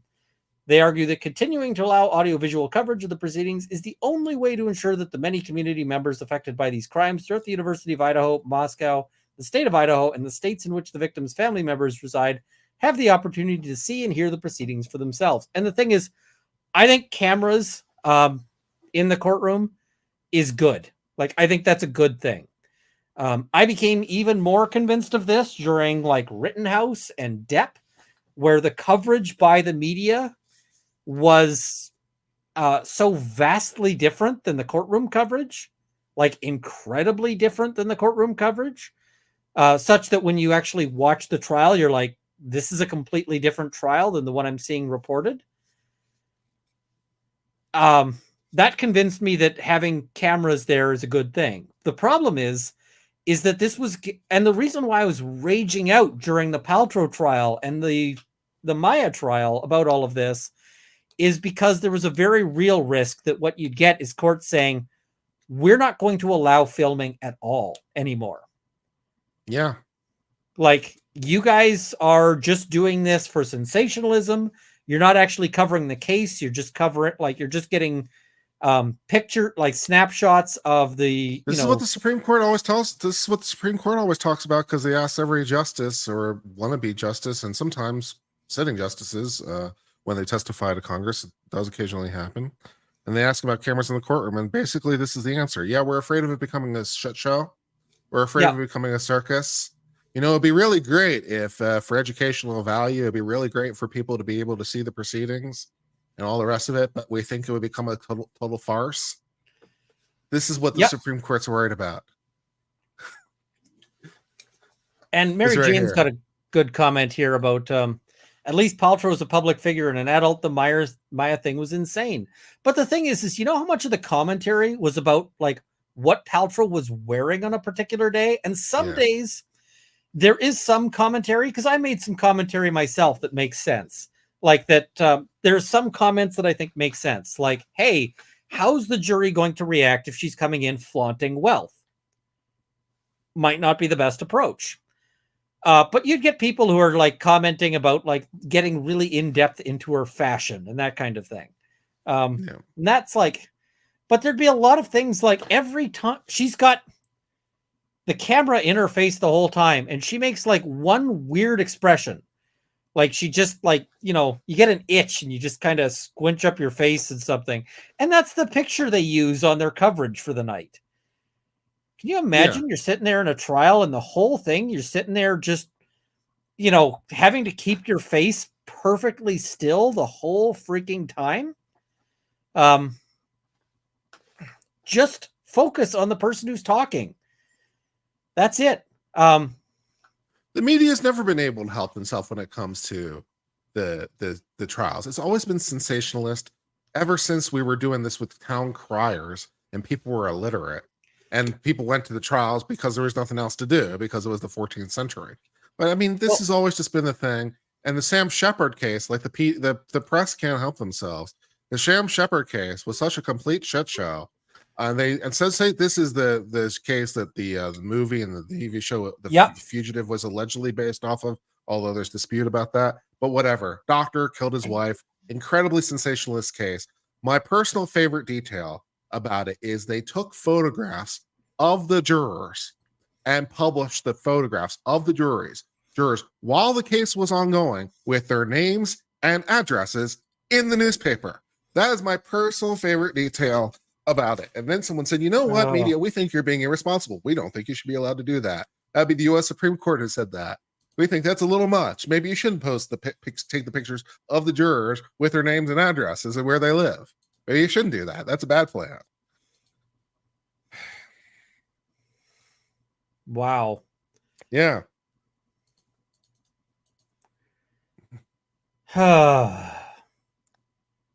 It's, I mean, this is, you know, frustrating because it's just, well, the other thing that I hate about this is we've got the media doing like story after story about the irresponsible people on YouTube and how our coverage is irresponsible about all of this and, you know, overly sensationalist. Yeah, my coverage is more responsible than the media's coverage of this. Go fuck absolutely. yourselves. That's the thing, is every person I've seen covering the Maya trial was more respectful to Maya than the official media, like without fail. So yeah, it's frustrating to have them like throwing shit at us. And yeah. All right. So for the reasons stated below, the court grants the motion to remove the cameras from the courtroom as it pertains to cameras, both still and video, operated by the media. However, the court will continue to allow the proceedings to be videoed by a court-operated camera system. This will help to alleviate the concerns raised by both the defense and state, but at the same time will ensure the public still has access to the proceedings for themselves if they cannot attend hearings in person. Yeah, I'm fine with this. Yep, this is the public still has access, and you're not just gonna like focus in on victims. You're not just gonna like, be vampires on all of this. There's a picture of me that made it everywhere, where then this was like, I had like a ton of people send this picture to me, and it's a picture that shows what's her name, Amber Heard's sister, Whitney, I think it was. Yeah, I think that's right. Good memory. She's sitting at the front row. She's making like real stink face, and I can be seen in the background of that shot looking over at the jury with like a pencil or a pen in my hand. And the thing is I like that picture because I think it's a great picture of me. I tried to license it. They wouldn't let me use it. But there was no reason to take that picture, because at that point, Whitney is done testifying. She's just sitting in the stand making like a stink face. And like, why? She's no longer relevant to that proceeding. So why are we taking a picture of her? Leave her alone at that point. Whitney is probably a disagreeable human being. I certainly wouldn't be like, I'm not going to like reach out and be like, hey, why don't you come over for like, join me for dinner or anything? Because she seems like a real unpleasant person. But why are they taking pictures of her close up? And I'd probably rather actually have a dinner with her than like the rest of Amber Heard's circle of friends. Oh my God. What a bunch of vampires. But yeah. Yeah, the only people making Amber Heard look good are the media, because they're even more vultures than Amber was. Well, and also Amber's friends made her look good. Like all of the people who moved into Depp's house to be like parasites. It's just like, oh, you guys are gross.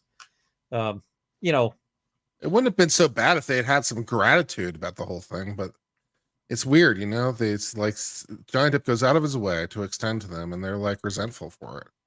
It's like, they're resentful that it stopped. They got used to it. They felt that they were owed it. So yeah. I'm not sure they were grateful for it at the time, to be honest. Yeah. I think they're just a bunch of crappy people. But so background, we kind of already know this.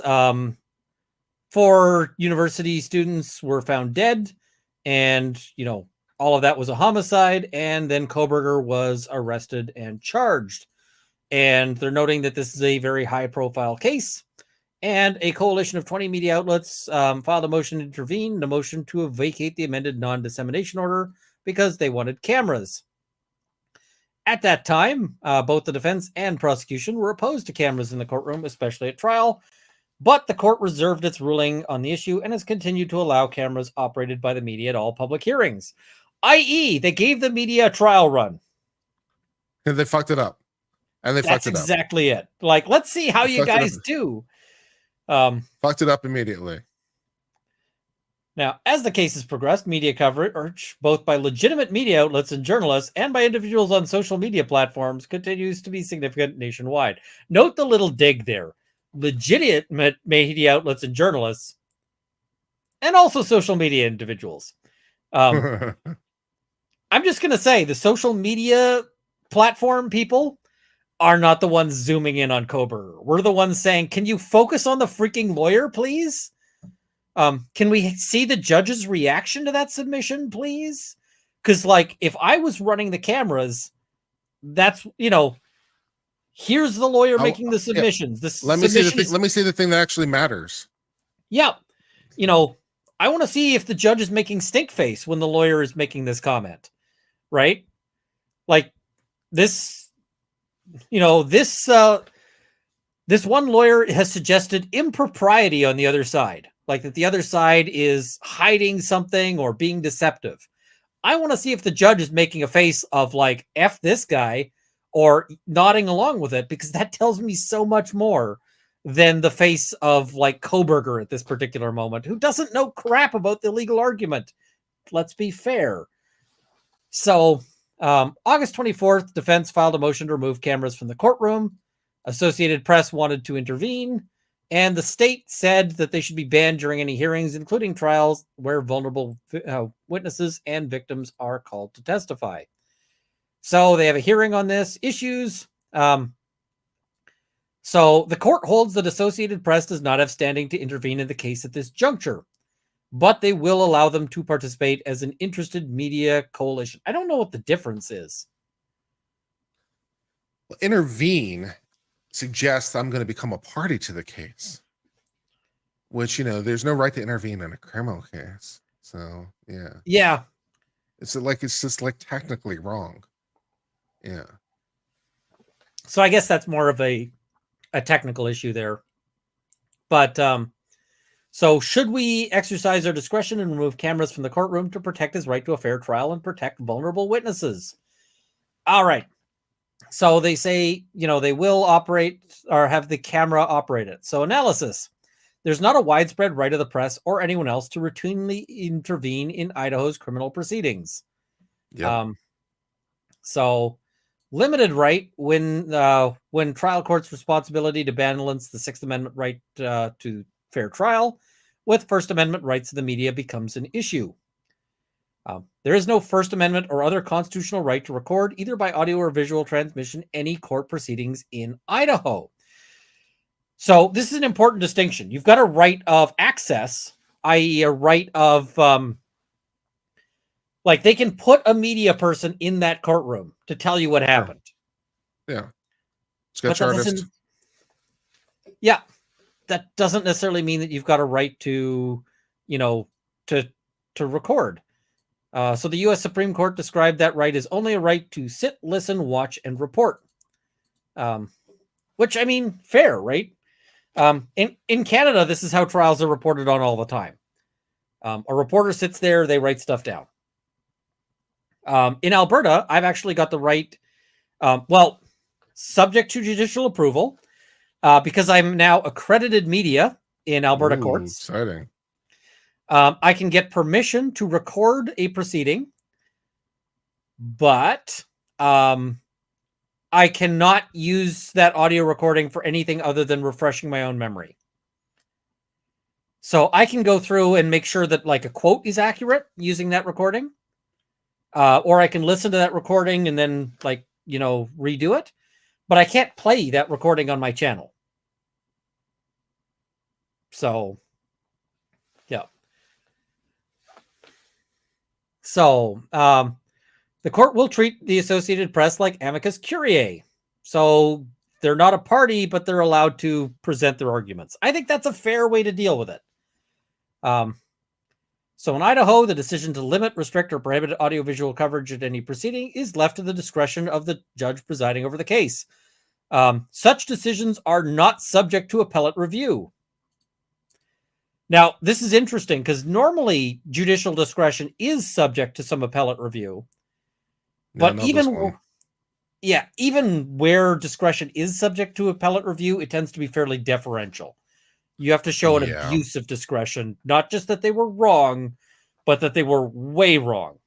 So, but in this case, there's no appeal at all. It's just they say no. The answer is no. And they note that the few, if any, interests under the Constitution are more fundamental than the right to a fair trial by impartial jurors. So, which free of outside influences in the face of massive, pervasive, and prejudicial publicity. Hey, that's the case of Shepard v. Maxwell. Is that the Shepard? Yep, that would be the one we talked about, Sam Shepard. That's the case. 1966. Yep. Yeah, that's the one. It So was fucked up. this is why things start to, shape things like that. While pretrial publicity, even pervasive adverse publicity, does not inevitably lead to an unfair trial, the capacity of the jury eventually impaneled to decide the case fairly is influenced by the tone and extent of the publicity. So basically, they're not going to let them focus and create like a particular tone with their video coverage, I guess is that aspect. This is looking at some previous cases, talking about how recognizing the high-profile nature of the case and the extent of coverage it is received, along with the need to minimize possible pretrial prejudice, the parties agree that cameras should be prohibited from the courtroom, especially at trial and any other hearings where vulnerable victims and witnesses will be called to testify. So there's other cases where that's happened. They note as well in a previous case, this is kind of funny. This is the state of Idaho versus Noreen Vallow, aka Lori Noreen Vallow Daybell. She has so many names. I think she had 3 first names and 6 last names. It was hard to keep track of her name. But also, this is a very recent case and one that was extensively covered. And they noted that agreement between the state and defense on any issue in a capital case is rare, further confirming to the court the legitimacy and level of concern counsel have raised. And that was about cameras in the courtroom. Now, here is where we get into the courts or the where the media screws itself. As demonstrated by some of the examples presented in the defense's motion to remove cameras from the courtroom, media cameras, both still and video, have and continue to zoom in on Kohberger despite the court's order that images should capture the courtroom in its entirety. They said, don't do the thing. What did the media do? They did the thing. They did the thing. At least some of the images are of Kohberger entering and exiting the courtroom. This is in direct violation of the court's previous directives not to film or take photographs until the court is on the record and to immediately stop recording and taking photographs when the hearing concludes. We said not to do the thing, you did the thing. It is the intense focus on Kohberger and his every move, along with adverse headlines and news articles, that leads the court to conclude that continued photograph and video coverage inside the courtroom by the media should no longer be permitted. If you hadn't done the thing, we would have let you keep filming. Why can't you just be decent? And then I remember it's the media, and yeah, okay. I'm sorry I even ask. Like, you had one job, and the job was just not to do a thing. Like, if the media was Adam and Eve in the Garden of Eden, you've got God coming down saying, don't eat the apple. And immediately, the editor is already saying, you know what would be a great article? We need to do a food review of the apple. And it's like, didn't you just hear the big guy say, don't do the thing? Oh, but it'll be a great story. Ugh. So this step should help ensure Kohberger's right to a fair trial but impartial jury and achieve a proper administration of justice. Plus, F you guys. Additionally, defense counsel has raised continued concerns with video footage and photographs capturing private documents on counsel table. This is again in violation of this court's directives. Oh my God. I mean, dude, look, how can you not, like, do I really? Okay. The papers are very likely privileged. You know that. Yeah. What the hell are you doing? I could do a better job of filming than they seem to have done. Let's look at the secret document. What if the secret document says, on Brian Kohberger's counsel table, what if for some reason it just says, Brian Kohberger confessed to me. He said, here's exactly how I did it. I mean, I don't know why counsel's leaving this out, but there's a reason that it's privileged. Yep. It's like... The state has also raised issues of vulnerable victims and witnesses being filmed during testimony. At this juncture, the court has no confidence that directives to stop photographing or videoing during such testimony would be adhered to. We gave you rules. you didn't follow the rules. So are more rules going to help? Are you going to Nope. follow those rules? No, you're not. Nope. Further, the duty on the bailiffs within the courtroom to ensure a safe. It's and secure okay. It's not environment. like there's a court TV, which should have, the rules understood like implicitly and its staff well trained on it or anything. I got to say, if I was the judge, I'd be saying, okay, here are the rules. I also just want to know that if these rules are violated, I will be holding a contempt proceeding. And every day I'd begin by telling the camera person, these rules bind you. I don't care if you're just following rules. I will put you in a cell. If you film, if you film documents on counsel table, I will put you personally in a cell. And I'd do it. Like, it would just be like, oh yeah, we've got, video footage that proves that they violated your rules. Great. Some people are going to be in jail while we, await contempt proceedings. Like, oh, it's worse than that because it's direct contempt. It happened direct in Funday. Do not pass go. Do not collect $200. Yep. Off you go. You guys can come out in a week. We'll just set that at a week. That'll be our, starting point. And no, you don't get to bring your cameras to film your I was in jail over the Koberger case thing. So, yeah. Further, the duty on the bailiffs within the courtroom to ensure a safe and secure environment is being eclipsed by the burden to monitor media and the public who may be audio recording, videoing, or photographing the proceedings. I.e., we got to monitor you guys to make sure you're following the rules, which means that we're not being able to spend as much time making sure that, nobody's got a weapon or something. To be clear, the court is not accusing all journalists and media outlets of violating the court's orders. Name names. However, a court-operated video system will give the court greater control over what is being videoed, will lessen the burden on the bailiffs, and will help alleviate counsel's concerns, and will allow the media and public access to the video footage of the proceedings. So that's their decision, and this will be live streamed on the court's YouTube channel. Yeah, I have basically no problem with this. The media fucked around and found out. Also, fuck you, media. Why can't you just play nice? Why can't you just follow the rules? It's just like, we gave you a few rules. You broke every single one of them, and you appear to have done so intentionally. Because I don't believe for a second that this was like that the stuff in the Maya trial was unintentional. Oh, no. They're focused on her for that tear. They want that tear going down her face. They wanted that moment of her emotionality. And it's so completely let's see her tears. It's like, give me a break.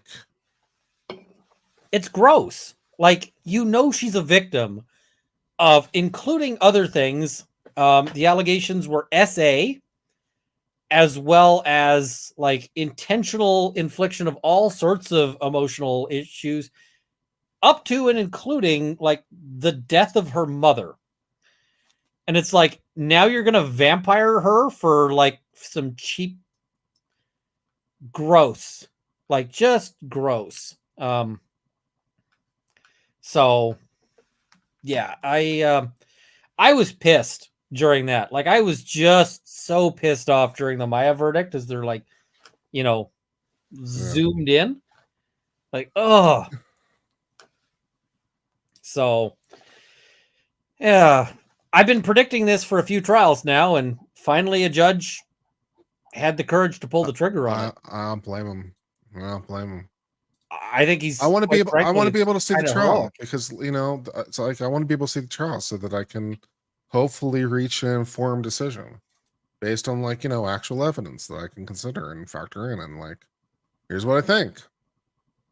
Yeah, show us the case, not here is a sad child, because here is a sad child is somebody you should be leaving alone, right? Here's a sad child does nothing to help me on the legal analysis.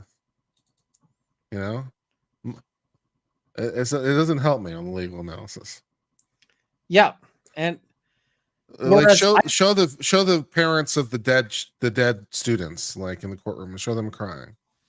Like And I'm sorry that you're sad, but like the immediate issue I'm trying to resolve is whether or not Koberger's guilty. Your sadness does nothing to inform me about that. It's not immediately relevant to the issue I'm trying to solve.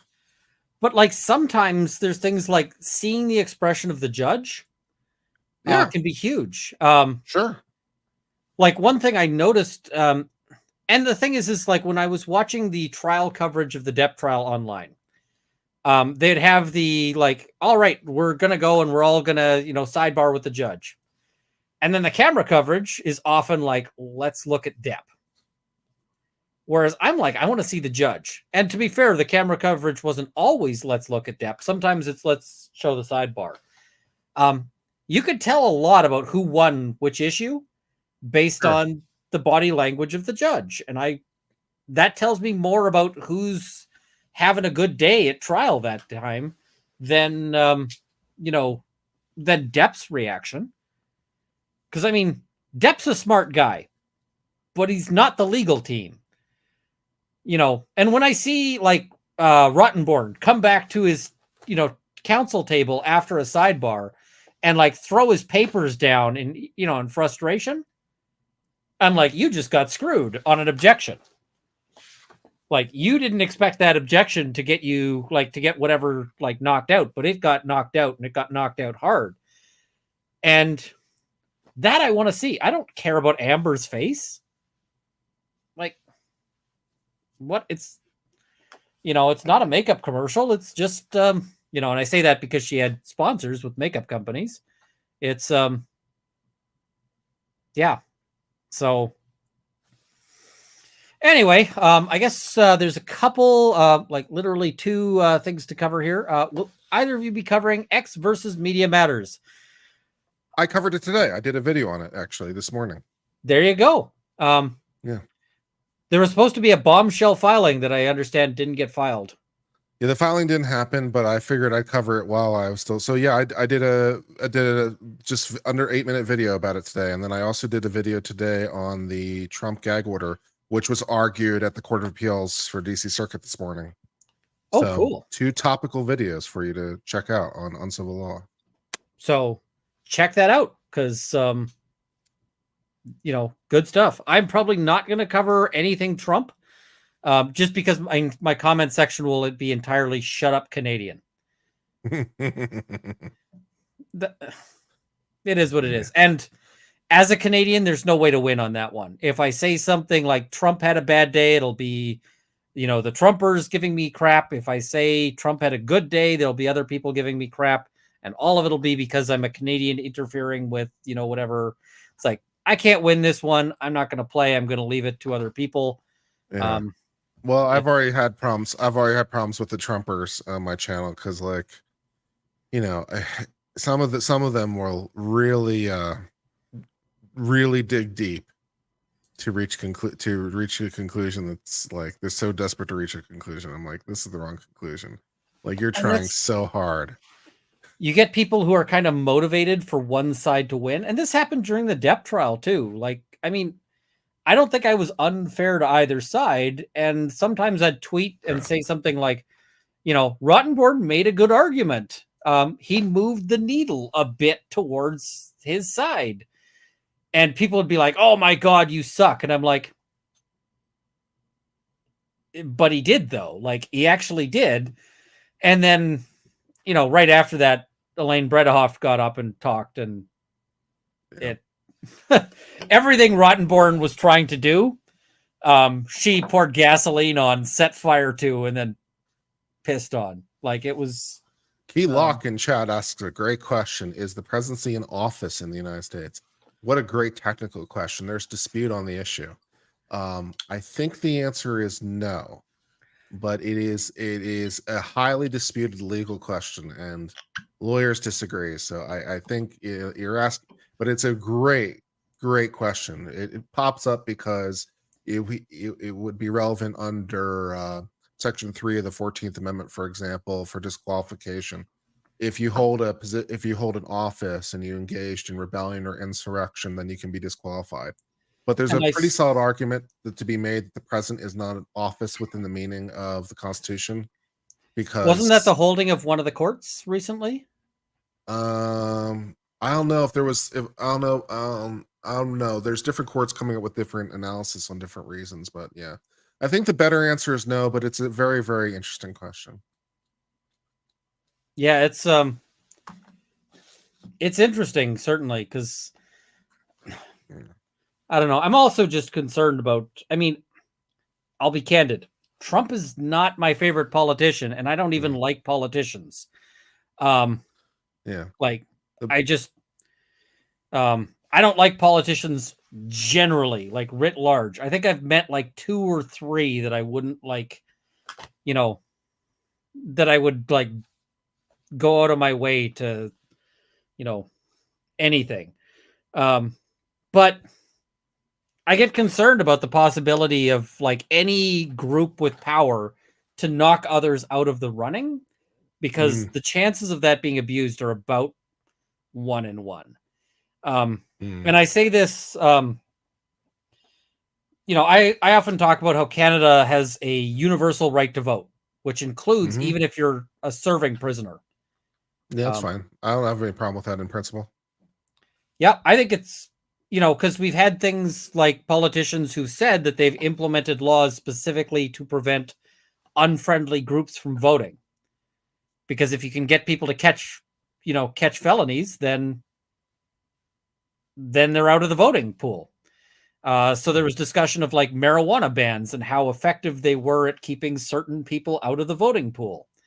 And I'm like, we should never have laws banning things just to help elections. That's the concern. So even if I think a particular group shouldn't vote, like, I don't fundamentally have a problem with like murderers not getting to vote. But practically, I have a problem with the government getting to tell murderers that they can't vote, if that makes sense. Yeah, I understand. It's kind of like a death penalty thing. You might have no problem with the person getting death, but you have a problem with the government administering it for any number of reasons. I understand. Yeah, I just don't trust the government with as much power as the government would like to have. That's a perfectly reasonable position. So, yeah, that's kind of where I land on, I guess, a lot of topics. And that's only because I've, seen a government. That's the only reason I hold that view. All right, one more super the government is a interesting thing. I analogize it, and I don't know if anyone's ever made this analogy before, but I analogize power being like the length of a leash of a dog that's like in a stake in the ground, and you want to give the government power is the amount of leash that you give it. But the problem is you give it enough power to be able to go in this direction as far as you want to go, but the dog can run in any direction. And so keeping the dog running exactly in the direction you want is problematic at best. So the easier thing to do is just shorten the leash so it can't run as far. And then it can't abuse its power because it doesn't have it. Every time, there's like right now the liberals are in power and they're like, oh yeah, we're going to pass this law that gives us all these new powers. And I ask people, are you okay with this? And they're like, oh yeah, I trust the government. I'm like, cool. Will you still trust them when the conservatives are in power? And they're like, no, and I'm like, then why are you giving this power to the government, which will belong to whether it's a liberal or a conservative in power? And they're like, whoa. And it's like, any power you give government will eventually be held by someone who thinks you personally suck. And so, the person who will get it will be the person you least want to have it. Yeah, it's pretty much an inexorable law. Yeah. It's like going, we're going to have one gun at the bar, and inevitably it's going to be in the hands of, at some point during the night, it's going to be in the hands of the guy who thinks you've been looking at his girlfriend. And, you're like, I haven't, I'm just looking at my beer, and but that's the guy who's going to have it. And he's going to be full of whiskey. And I actually trust the drunk at the bar more than the government overall. It's, I mean, there's a place for laws, right? There's a place for regulation. And, I mean, it's a good thing that we have rules that say you can only drive on one side of the road as opposed to just wherever the hell you feel like. Yeah. But you Yeah. got to be cautious about this. And you always have to ask questions like, how could this go wrong?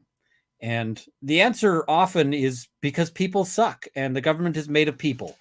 So Yeah. yeah, Well, I the think our dog at will. least I think our founders did a pretty good job with balance of power and separation of power, splitting it both horizontally and vertically. So you got 3 branches of government, and then you split it federally and state, so that you got power, check, and power. They came up with a pretty good system, I think, all things considered. I think this is basic. I think that your analogy is a good one, but it's not really. Maybe dog is the wrong example. I think like wild bear is probably the example. Sure, you might be saying, okay, let's give it some leash because it might eat those people over there that I hate. But eventually that bear is going to decide you look tasty. And Yeah. if you've given it enough leash to reach you, it'll get there. What is it? There's, I think it's A Man for All Seasons or whatever it is that has the speech about, would you give the devil the protection of law? And the guy says, you're damn right I would, because, people like you would cut down every law. And once they're all cut down and the land is laid flat and there's no laws anywhere, when the devil turns on you, what do you have to hide behind? And I'm like, that's exactly it. So yeah. And I see Grant Horn says $100,000 fine per incident per person involved. That's for the camera footage. I mean, it might solve it. I mean, I think just telling the telling the camera person, you personally are also on the hook. So I don't care what your boss says, you will be in jail next to your boss if you violate this. Judy Antweiler says, how's Rottenborn doing today? I think he's probably doing great. He's probably moved on from this, other than clients asking him, so how about that debt trial? He's going to say, yeah, that sucked. I can't talk about it any more than that, but it sucked. I'm glad to be past that. And then he goes and gets paid, $1,000 an hour to do some litigation that maybe has a client who's less unreasonable. That'd be good. It'd be hard to find a client that's more unreasonable. So, Truth. All right. I think it's a good time to wrap up. It's 11 at night here. I don't know what time it is where you are, but 12 midnight. Well, then I am going to wrap things up. Guys, check out Kurt's channel. As mentioned, there's a bunch of cases I'm not feeling super great, like super hot about covering, like Trump, etc. And Kurt is doing great coverage of it. I'm going to say Kurt is one of the best people for covering cases like the Trump case, because Kurt is really excellent at doing the analytical analysis. If you're not looking for somebody who's going to say like, rah, rah, rah, here's my team and my team is always right, but instead is going to tell you what the actual law says, Kurt's your guy. And I can say there's a reason why I watch a lot of Kurt's coverage. And, whenever there's those hot button topics, Kurt's the guy whose stuff I watch on that stuff, because I'm behind. I was out, I went out hunting and then I've just been scrambling. So I'm a little behind, but check him out, guys. So, all right. I will roll the outro and see everyone next week. Well, all right. Bye.